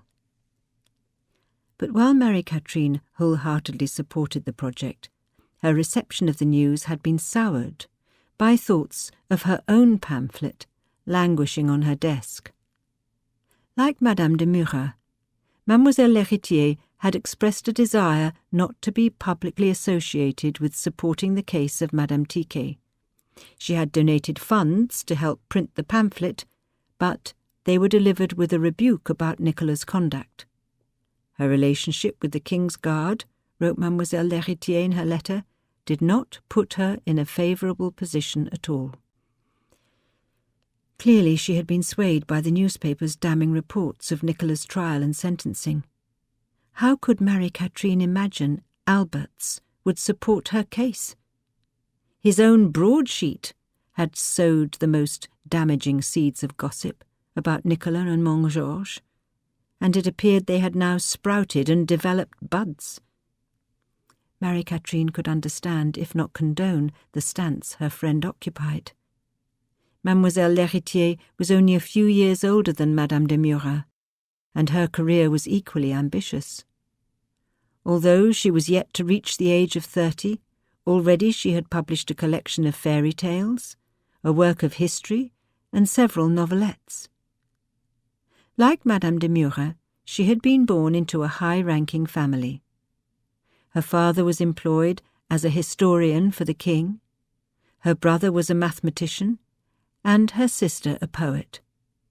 She'd had a rare upbringing for a girl, her father tutoring her himself in the classics, romances, and French canon. He had permitted her to live out her wish of not marrying, supporting her in finding a patron, which she had secured, in the modestly well-off Duchesse de Nemours, enabling her to pursue the passions of her mind without interruption. With no burden of children or husband, and with her intellect so severely honed, she would likely not comprehend Nicolas Tiquet's desperation, the cause of all her terrible mistakes. Marie-Catherine needed to stop thinking about the case. Surrendering Alphonse to his new friend, she wished him the best of luck. He caught her glance of warning, and gave a small nod of understanding. With a flutter of foreboding, she watched her protégé make his way to the front of the salon. Mademoiselle L'Héritier towering beside him, her thin elbow tucked into his. Charles Perrault sat close to the performance space, surrounded by important men who had approached him for urgent conversations. "Be confident," she silently instructed. "Be careful." It was the opportunity they had corresponded about, the chance to secure a patron. Monsieur Perrault, the brother of Mademoiselle L'Héritier's father, was the personage upon whom Alphonse had made a deep impression. Alphonse, poised to begin his career as an author, was more vulnerable than the other conteurs. Born female, he aspired to pass in salon society as a man. She bit her lips and closed her eyes, imagining Perrault taking Alphonse under his wing, offering him the opportunities denied to women like herself. His familial relationship to Madame L'Héritier was the reason he deigned to appear at her salon every once in a while. But in general, Charles Perrault did not approve of women who acted and wrote and sang in public. He made an exception for his niece, who, in his eyes, transcended all norms of propriety. He preferred women to keep close to the hearth, tending children and tired husbands. A good woman, he pontificated, kept herself well out of the public's gaze. Had Marie-Catherine been born a man, she might have been elected to the Académie Française and given a state pension, or garnered a rich patron to fund the ink for her quill. Although Perrault had held the position of treasurer of the Académie for many years and undertaken significant reforms during his tenure, allowing women to become members was not a change he had been interested in implementing. If Alphonse cultivated a friendship with the statesman, what doors would be thrown open to him? It was as if they had a fixed bait on a fishing line and dropped it into the river. Although now that their wish seemed to be coming true, Marie-Catherine could not help but observe an irony, could not stifle a thought of being thoroughly cheated. She did not doubt that Alphonse possessed the wherewithal to conduct himself appropriately, but he would be on his own in his quest. He would need to look where he trod his prettily tied shoes. She could not supply him with advice on how to flatter and impress the king's biographer, because they did not move in one another's circles. Angelina, the 17th of June. Complaining of pain in her feet, Marie-Catherine had proposed to leave the salon before the conclusion of the evening's festivities. She seemed surprised when Angelina asked to stay behind. Rather than acknowledging her outstanding performance, Marie-Catherine demanded to know what she had spoken to Madame de Murat about. Hadn't Angelina a thought in her head about her old maman's comfort? She had a splitting pain behind her temples. Angelina apologized, replying that she had already made the acquaintance of the writer, having composed a complimentary letter after reading her biography, Memoirs of the Countess D., and that the conteuse had suggested a proper introduction at the salon. For a moment Angelina considered disclosing that she had asked Madame de Murat about submitting a review of her memoir to Le Mercure Galant. The writer had given her blessing. She could publish anonymously, but suddenly thought the better of the idea. For weeks she had been turning over a notion to share with her mother that Alphonse's revised fairy tale was in great part her own work. But she had an intuition that Marie-Catherine would withhold any compliments about her achievement. Her mother was incapable of considering any topic other than her obsession with the fate of Nicolas Tiquet. "The coach is waiting," urged Marie-Catherine. Her coat was buttoned, her collar turned up. "Alphonse can see me home," Angelina pleaded. "I shall be safe. I'll go in his carriage. I've received an invitation to attend the Marquis de Lambert's salon next week. The evening is going so well. Aren't you proud of me for leaving my shell? All the times you criticised me for moping about, and here I am, celebrating a success." How could she be expected to turn her back on the most exciting evening of her life so far? To her surprise, Marie-Catherine had acquiesced. She almost felt guilty, but not quite, watching as her mother was helped to the chamber doors by two servants, the small commotion as a chair was arranged to carry her down Mademoiselle l'Héritier's grand staircase. But she reminded herself of the conversation that had taken place with her father several days earlier. She was not to fall back into the habit of assuming her mother had her best interests at heart. For the Baroness, her own fame and reputation and health always took precedence. Angelina was like some gnat that wriggled into the corner of the great author's vision to be absently batted away with a gloved hand. Because her mother had sensed her curtness over the past few days, Angelina had seen it reflected in her tiny frowns, her pauses, and pursed lips. But Marie-Catherine had not asked what might be troubling her. It was as if they were involved in a drawn-out tournament of matching wits, Marie-Catherine determined to be the last to reveal any weakness. Once Angelina had returned to the salon, Mademoiselle l'Héritier and Madame de Murat asked to join Angelina and Alphonse at her mother's vacated table, promising they were in for a treat. Charlotte Rose de la Force was reciting her fairy tale, Parcelinette, as the closing act. Angelina listened in wonder as the two authors discussed the background to the fairy tale, which had a similar plot to Marie-Catherine's The Bluebird, with its heroine banished to a tower by a vengeful fairy. Madame de la Force, who was the same age as Marie-Catherine, was regarded with awe by the burgeoning conteuse for taking a lover many years younger than herself, Monsieur Charles Brieux. Her family had interfered, banishing her to a Benedictine abbey for several years, but she had petitioned her release from the king, who granted permission for her to marry her lover in a secret ceremony. The four huddled together at her mother's former table, their gazes moving between the elegant Madame de la Force dressed in a blue silk gown with pearl beads around her neck, her pale fingers clutching the small red book from which she read. To her dashing husband, wearing a suit cut from the same fabric. He hung on to her every word, they all agreed. Madame de la Force should write a novel with herself and her husband as the protagonists, Alphonse said, smiling. Who wouldn't pay to read the secret history of such an eccentric love affair? Angelina nodded in agreement, as the recital came to an end and the crowd prepared to leave. She was so full of spirit, how could she possibly sleep? Perhaps she would take out her writing quill when she returned home, and make a start on the review of Madame de Murat's memoir. Her mind whirling with ideas, she kissed her new friend's cheeks and made her goodbyes.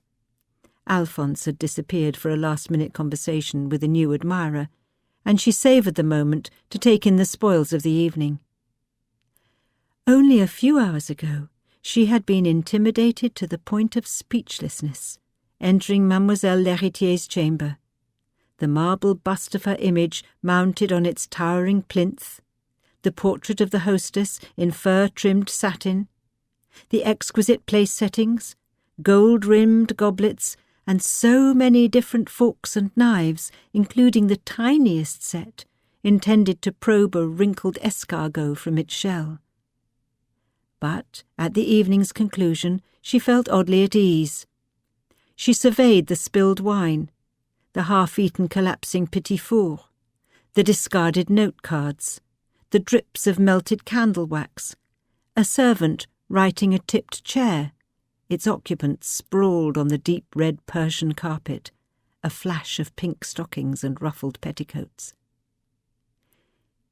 She had an idea for a story. It would start here, at the end of a sumptuous evening. Her thoughts were interrupted by a tap on her shoulder. "There's a messenger arrived for Baroness d'Aulnoy," said one of Mademoiselle L'Héritier's maids. Angelina replied that her mother had left for home. Perhaps she could be delivered the note. A porter, his face flushed, hat askew, and hair plastered over his brow, appeared behind the maid and bowed his head. He had run all the way from the church of Saint-Sulpice, he explained. She must forgive his disordered appearance, but the matter was urgent. "Go on," said Angelina, struggling to keep her voice calm. Had one of her sisters had an accident of some kind? Mademoiselle L'Héritier moved close to her side and clutched her hand. She had been lingering to make her farewells. "Madame Tiquet's death sentence has been upheld," said the church messenger, his face contorted with emotion. "She's to be executed at the Place de Grève on the day after tomorrow." Mademoiselle L'Héritier's hand slipped from Angelina's and lifted to her heart. "Oh, Nicolas," she said quietly, eyes fixed on the messenger, seemingly unable to meet Angelina's gaze. "What terrible news." Recovering her wits, she turned and whispered to a servant to fetch the service bell. On his return, she held the silver cone high in the air, ringing it without pause until the dispersing guests, half in and half out of their coats and shawls, had ceased moving, fixing her with their full attention. "I wish Marie-Jeanne had not made an announcement," said Angelina, swaying with the movement of the open-topped carriage. "Did you expect to keep the news to yourself?" replied Alphonse. "All of Paris has been waiting to hear the verdict. Preparations must be made." "You might sound more sympathetic," said Angelina, resting her head on the leather seat. Lanterns glimmered on the wall fronts of the shops in the coffee-house district they were passing through. With the installation of outdoor lamps, Louis encouraged the citizens of Paris to enjoy a stroll following dinner, an outing to the theatre or music hall, free from fear of attack by unseen assailants. The sky was cloudless, the stars winking faintly overhead, those same tiny glimmers she had glanced up to at St. Anne's. On cloudy evenings, the village surrounding the convent was cast in suffocating blackness, for no managed system enforced the lighting of lanterns to ensure safe passage through its streets. At 7 o'clock, its inhabitants retired to their bedchambers, nursing the pains of a day's work in the fields, their greatest concern that sleep not tarry in its arrival. Angelina adjusted her bodice. She had asked Lise to lace her tightly, but she had eaten with abandon and taken several glasses of wine and liquor. Underlying her request to stay at the salon had been a desire to speak with Alphonse privately, to turn over every little detail of the evening, though it had now been thrown into ruin. "I'm merely being practical," said Alphonse. "Will you be attending?" Angelina covered her face with her hands and closed her eyes. She had not thought that far in advance, had not considered her role as a spectator at Nicola's execution. "Will you?" "I would not miss it for 1,000 livres," said Alphonse. "I find that sentiment revolting. There's no need to be vulgar," said Angelina. "It doesn't suit you." Alphonse folded his arms across his chest. "Be that as it may, it's no help to behave like a child." Angelina squeezed her fingers together and let out a controlled breath. After a while, she asked Alphonse if they might stop the carriage and continue the journey to Marie-Catherine's apartment by foot. She was concerned she might be ill with the carriage's continual bumping and stopping. He argued that they were nearly there, if she could just hold on a little longer. He needed the conveyance to take him home. Had she not forgotten? It wasn't his habit to walk about the streets at night alone. Perhaps he might loosen the laces under her cloak. "I haven't lost all propriety," replied Angelina. She knew she sounded petulant. She glanced at the buildings of the Saint-Germain antique market. "I'm just glad Maman had already left when the messenger arrived. I do not know how I will tell her." "Perhaps it can wait until the morning," suggested Alphonse. "There's nothing to be done about it this evening. She'll be rested then, in a better state to accept the verdict. Did you manage to speak to her about the Baron yet? I'd be interested to know how she defends herself." Angelina sat up, her eyes narrowed. "You should not have said that. It's bad enough you persuaded me to let you meet Papa. Why would you bring that up, and on such a night? I've been trying to forget about it." Alphonse tapped his fingers along the side of the carriage door. He paused before turning to face her. "Have you never wondered why Marie-Catherine's so caught up in the business with Nicolas?" "Not particularly," said Angelina. "At least, not in any nefarious way. Might you speak more clearly?" "She asked me, a month ago, all very hush-hush, if I would act as an ally for Nicolas. Don't you find that queer? It's as if she sees me as a spineless minion, eager to go along with her every suggestion, simply because of her literary standing." Angelina raised her eyebrows in disbelief. "I think the attention you've received this evening has gone to your head. Whatever Maman asked of you, do not forget that you are an outsider. You're acting like everyone else, eager for the next chapter of this drama, only so that you might gossip about it. You don't really care about Nicolas. She's just an entertainment to you. But this is a family matter for me. Do you have any idea how hard Maman has worked to help her case? She's run herself ragged. Unless you intend to visit in the morning to help wipe away her tears and hold smelling salts under her nose, I suggest you keep your opinions private." "Very well," said Alphonse, grimacing in feigned amusement. "I shall bite my tongue and make no further comment. I do not entirely agree with you, but perhaps you're blinded by the matter. I only have your best interests in mind." "As does Marie-Catherine," contended Angelina. I would not be so sure of that, Angie dearest. How long have you been living under her roof? A few months? And where did you reside before then? Who looked after your needs? Certainly your mother knows how to take care of herself, and her dishonourable friend, of course. But do not fool yourself that she is watching out for your future. Please, said Angelina, holding up her hand. Stop talking. You have said enough. For a moment her mind was utterly empty of a response, but soon enough she found her tongue. I shall pretend, for our friendship, that I did not hear those comments. I hardly think you are in a position to judge my family. She sent your manuscript to a publisher. How can you be so ungrateful? And what of me? Do not forget that the fairy tale we recited this evening was written by my hand. I have not forgotten any such thing. But you might remember that I did not ask Marie-Catherine to send my manuscript to Albert's. In fact, I wish she had not. I would do anything to get it back. And you put yourself forward to rewrite my fairy tale. I could have done it without you, believe me. But you and your mother have constantly pushed your own ideas onto my work. They have nothing to do with what I'm interested in writing about, if you must know. In fact, I might as well tell you now. It's as good a time as any.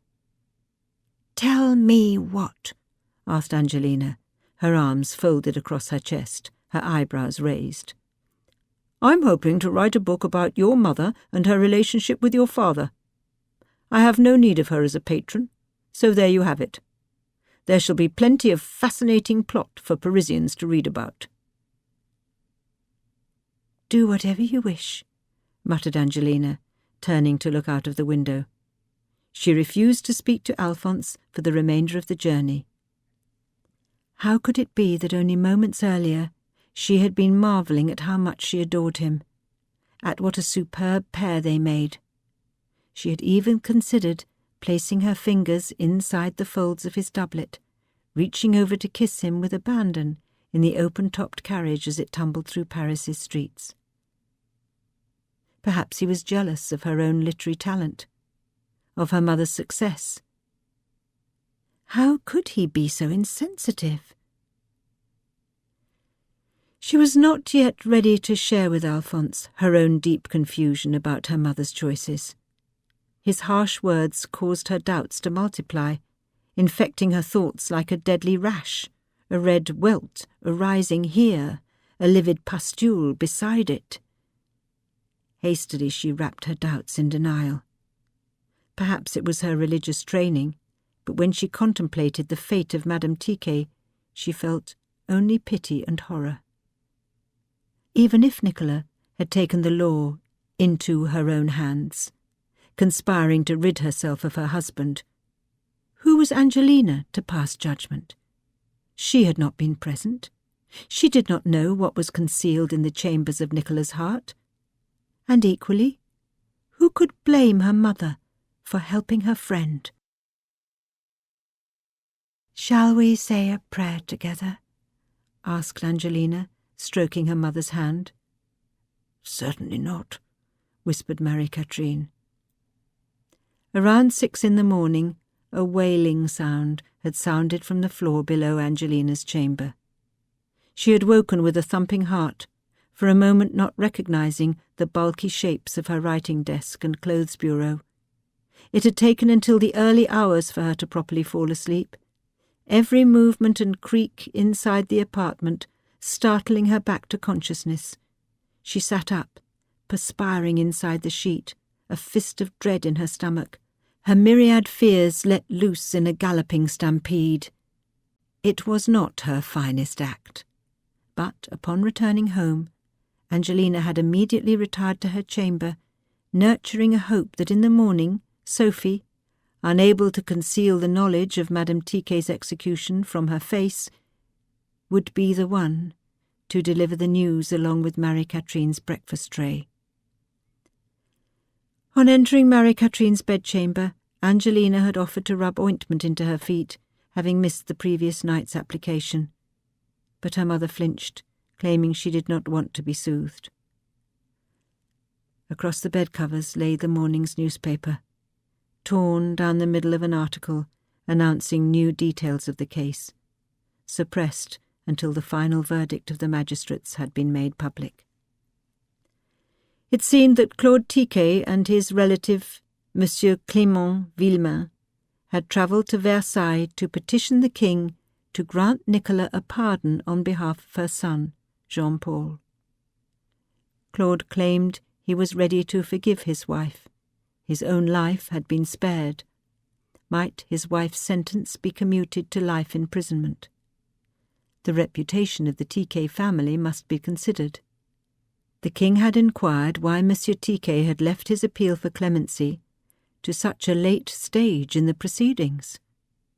Too late, in fact, for Louis had decided to wash his hands of the affair and would not interfere in the court's ruling. Marie-Catherine drew her mouth into a bitter grimace. "I cannot tell who I'm angrier at, Claude Tiquet or the Church." Angelina studied her mother's profile as she read, her features tense and drawn. She had seen Marie-Catherine through the grief following her secretary's death, the incessant financial arguments with the Baron, her concern about Theresa's childlessness and Deirdre's pregnancies, and Marie-Catherine had always appeared unflinchingly strong. But it was as if her mother had aged an entire decade overnight. She seemed so very reduced, pulled in on herself. Eventually Marie-Catherine pushed the newspaper away and sat glaring at the wall in silence as Angelina read. The remainder of the article brought the political aspects of Madame Tiquet's case into sharp relief. Angelina should not have been at all surprised to learn that the Archbishop had bent the king's ear, warning that no husband in the city would be able to sleep should Louis respond to the many petitions made in Nicola's favour. And yet, reading the words in black and white beggared belief.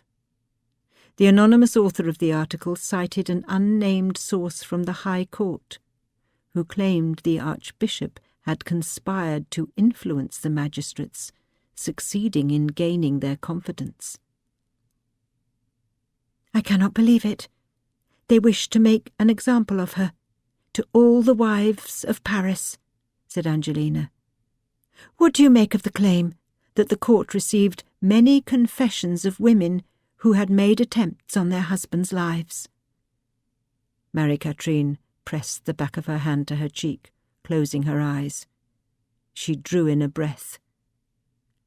"Hand me that cursed rag."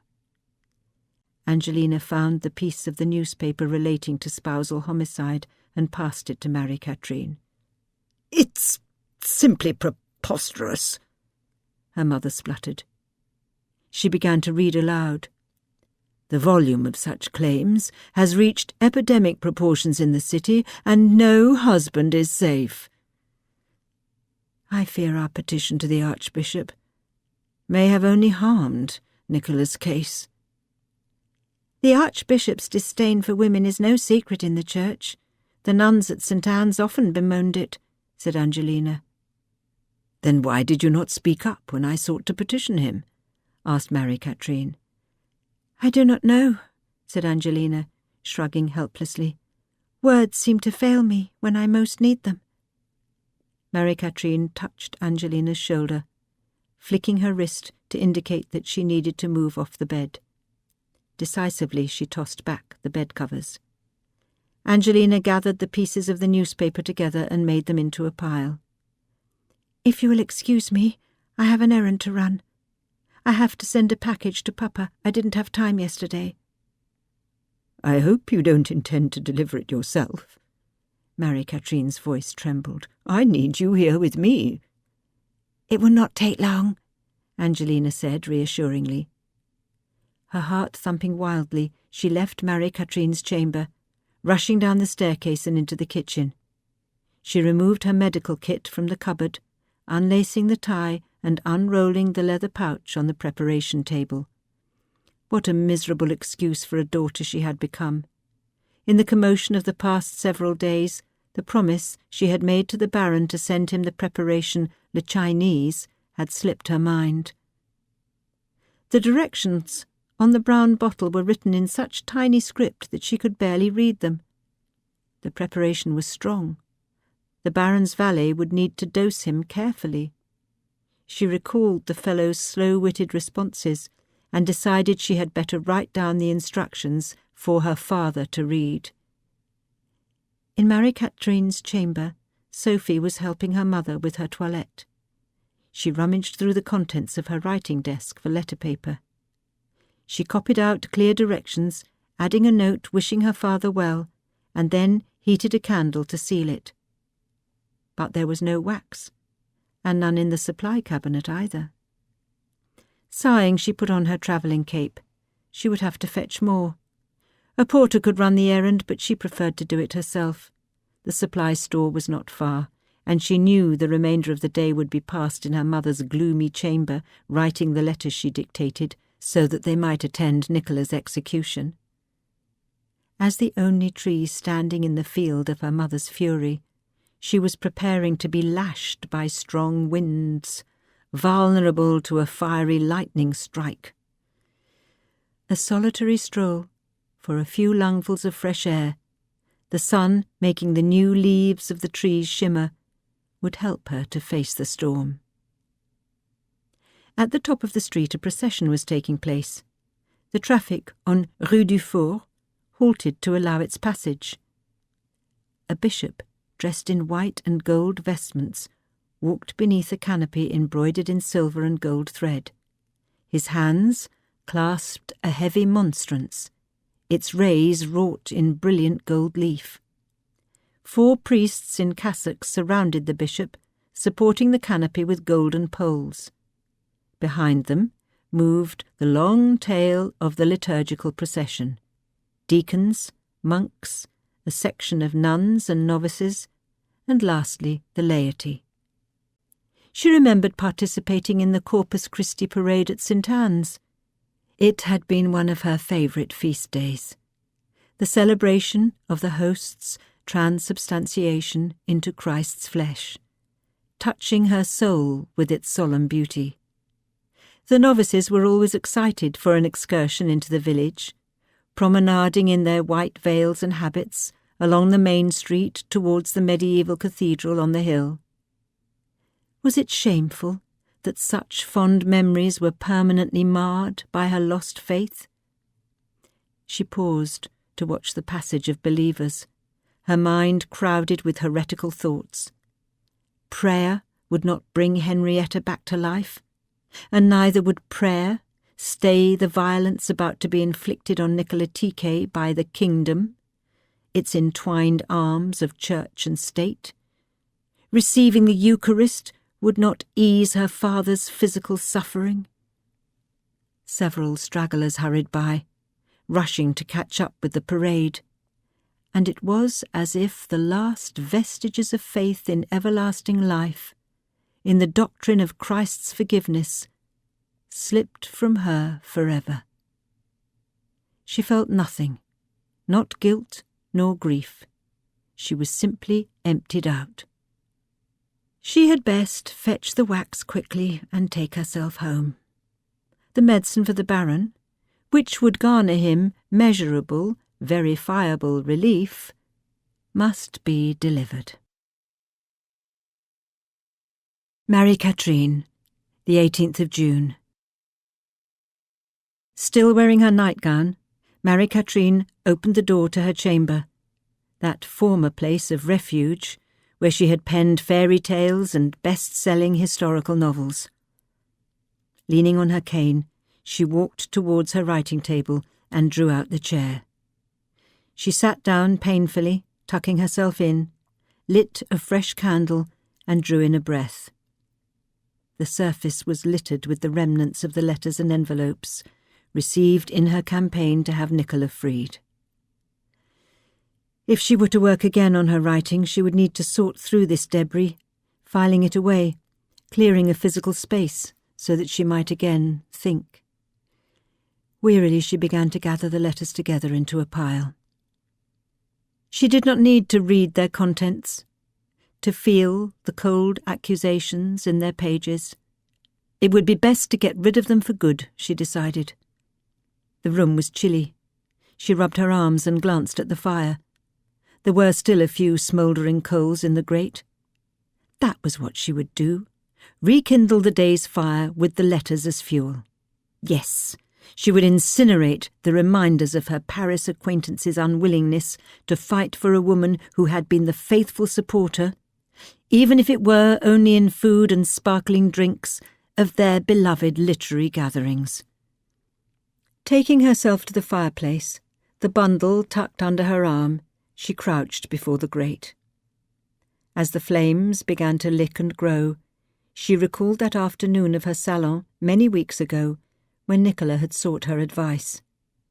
She had visited a fortune-teller who had left her feeling distressed and desperate, and Marie-Catherine had every sympathy for a woman put to shame by her husband.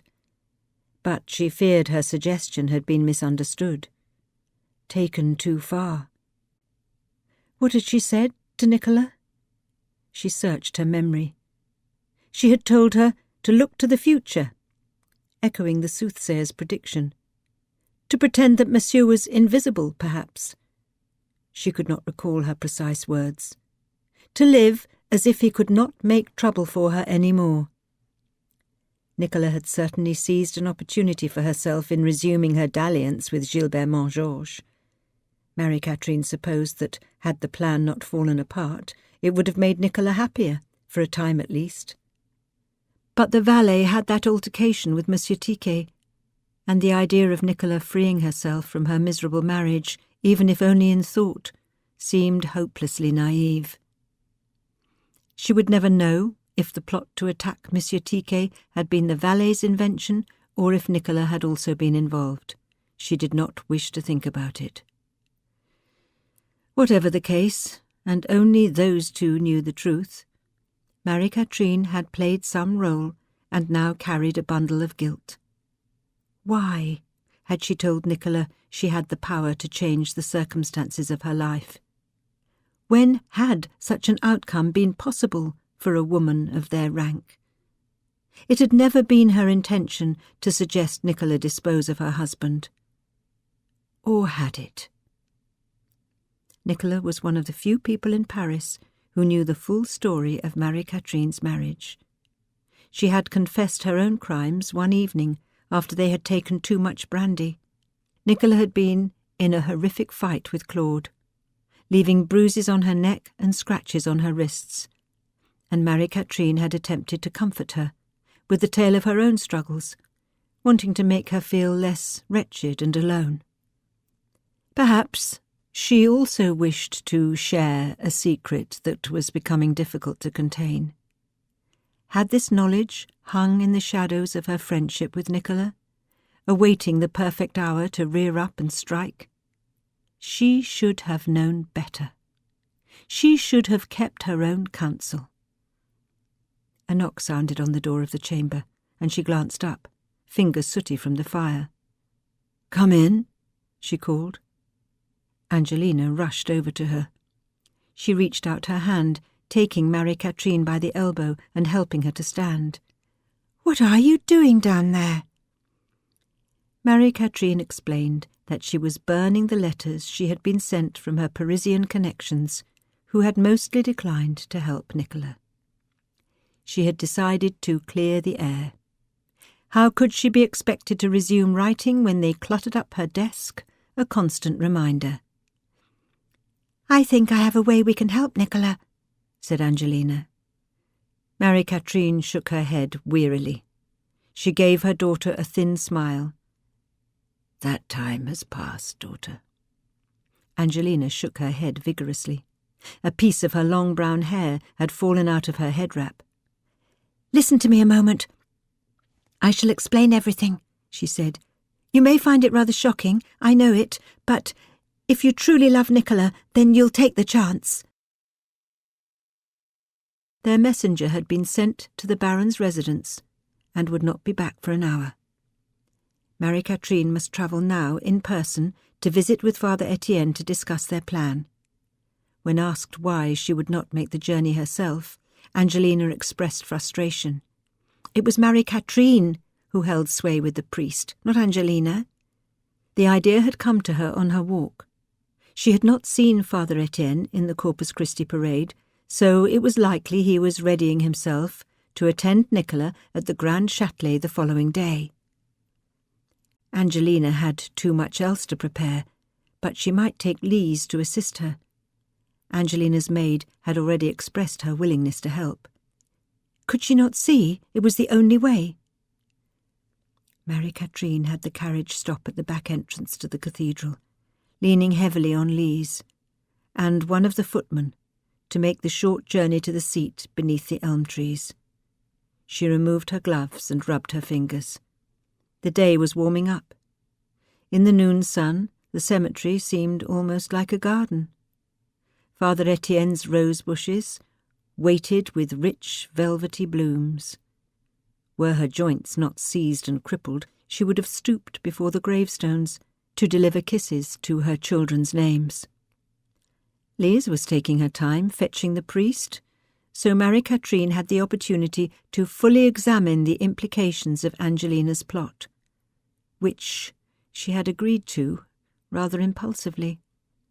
It provided an object about which her mind's tremulous deliberations might be organised, much in the manner that a physician's emetic redistributed the pains from her toes to her bowels. If only she could get up and pace about. Instead, she sat rooted to the bench, unable to move.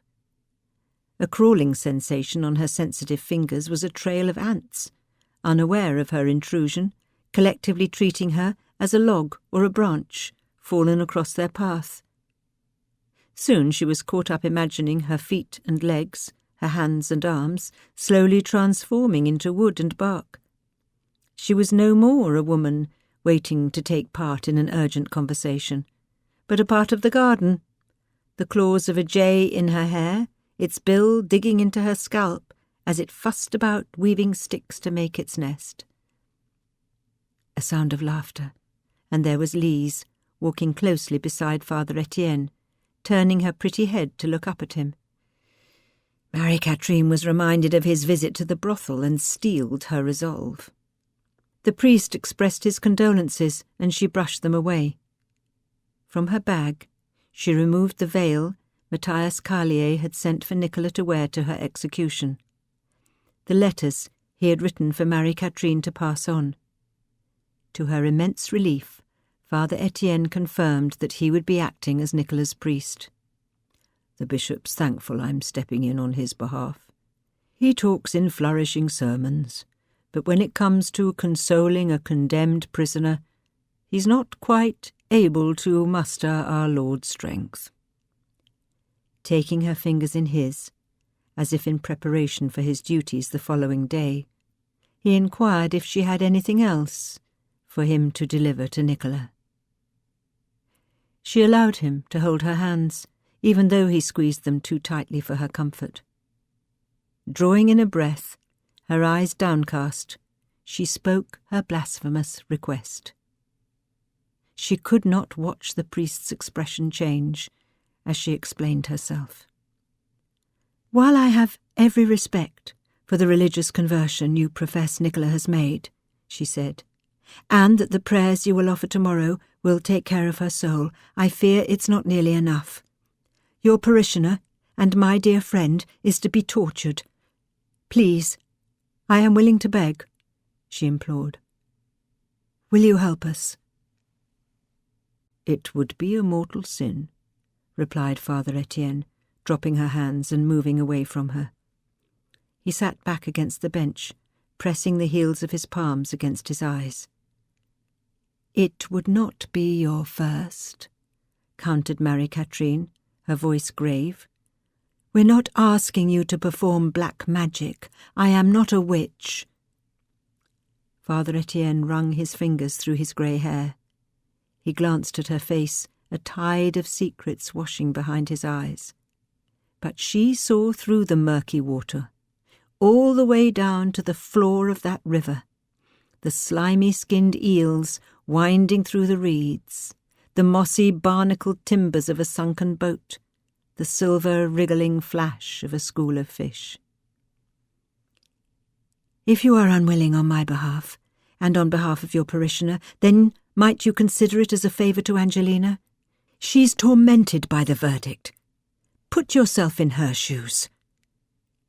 Marie-Catherine knew immediately that she had touched a nerve, though she had no choice but to apply further pressure. She reminded Father Etienne of Angelina's troubles at St. Anne's, explained how the suicide of her friend had almost caused her to turn her back on God. He had promised to help them, and look what had happened. The Catholic Church had all but signed Nicola's death warrant. Assisting them to carry out their plan was the least he could do. Marie-Catherine lowered her eyes again. She would count to 100, awaiting his response. If he still needed convincing, she was prepared again to raise the matter of his visiting the brothel.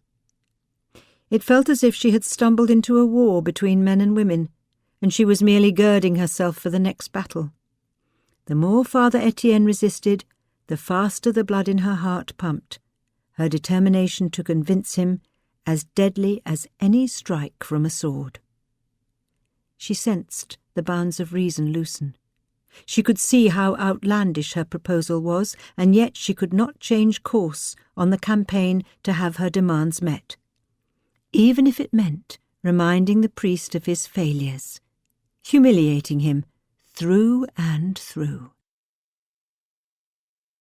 "I just told Father Etienne I am no witch, but perhaps I lied," commented Marie-Catherine. Angelina stood at the kitchen table, dressed in a maid's skirt and blouse, an apron tied at her waist. Her medical kit lay open, and she had been pounding herbs. "What did he say?" she replied, tracing a finger over the text of one of the medical manuals she had borrowed from the priest.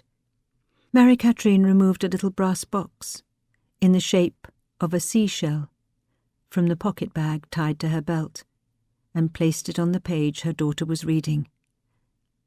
"Well done, Maman," Angelina whispered, flipping open the catch and checking the contents. "It's perfect."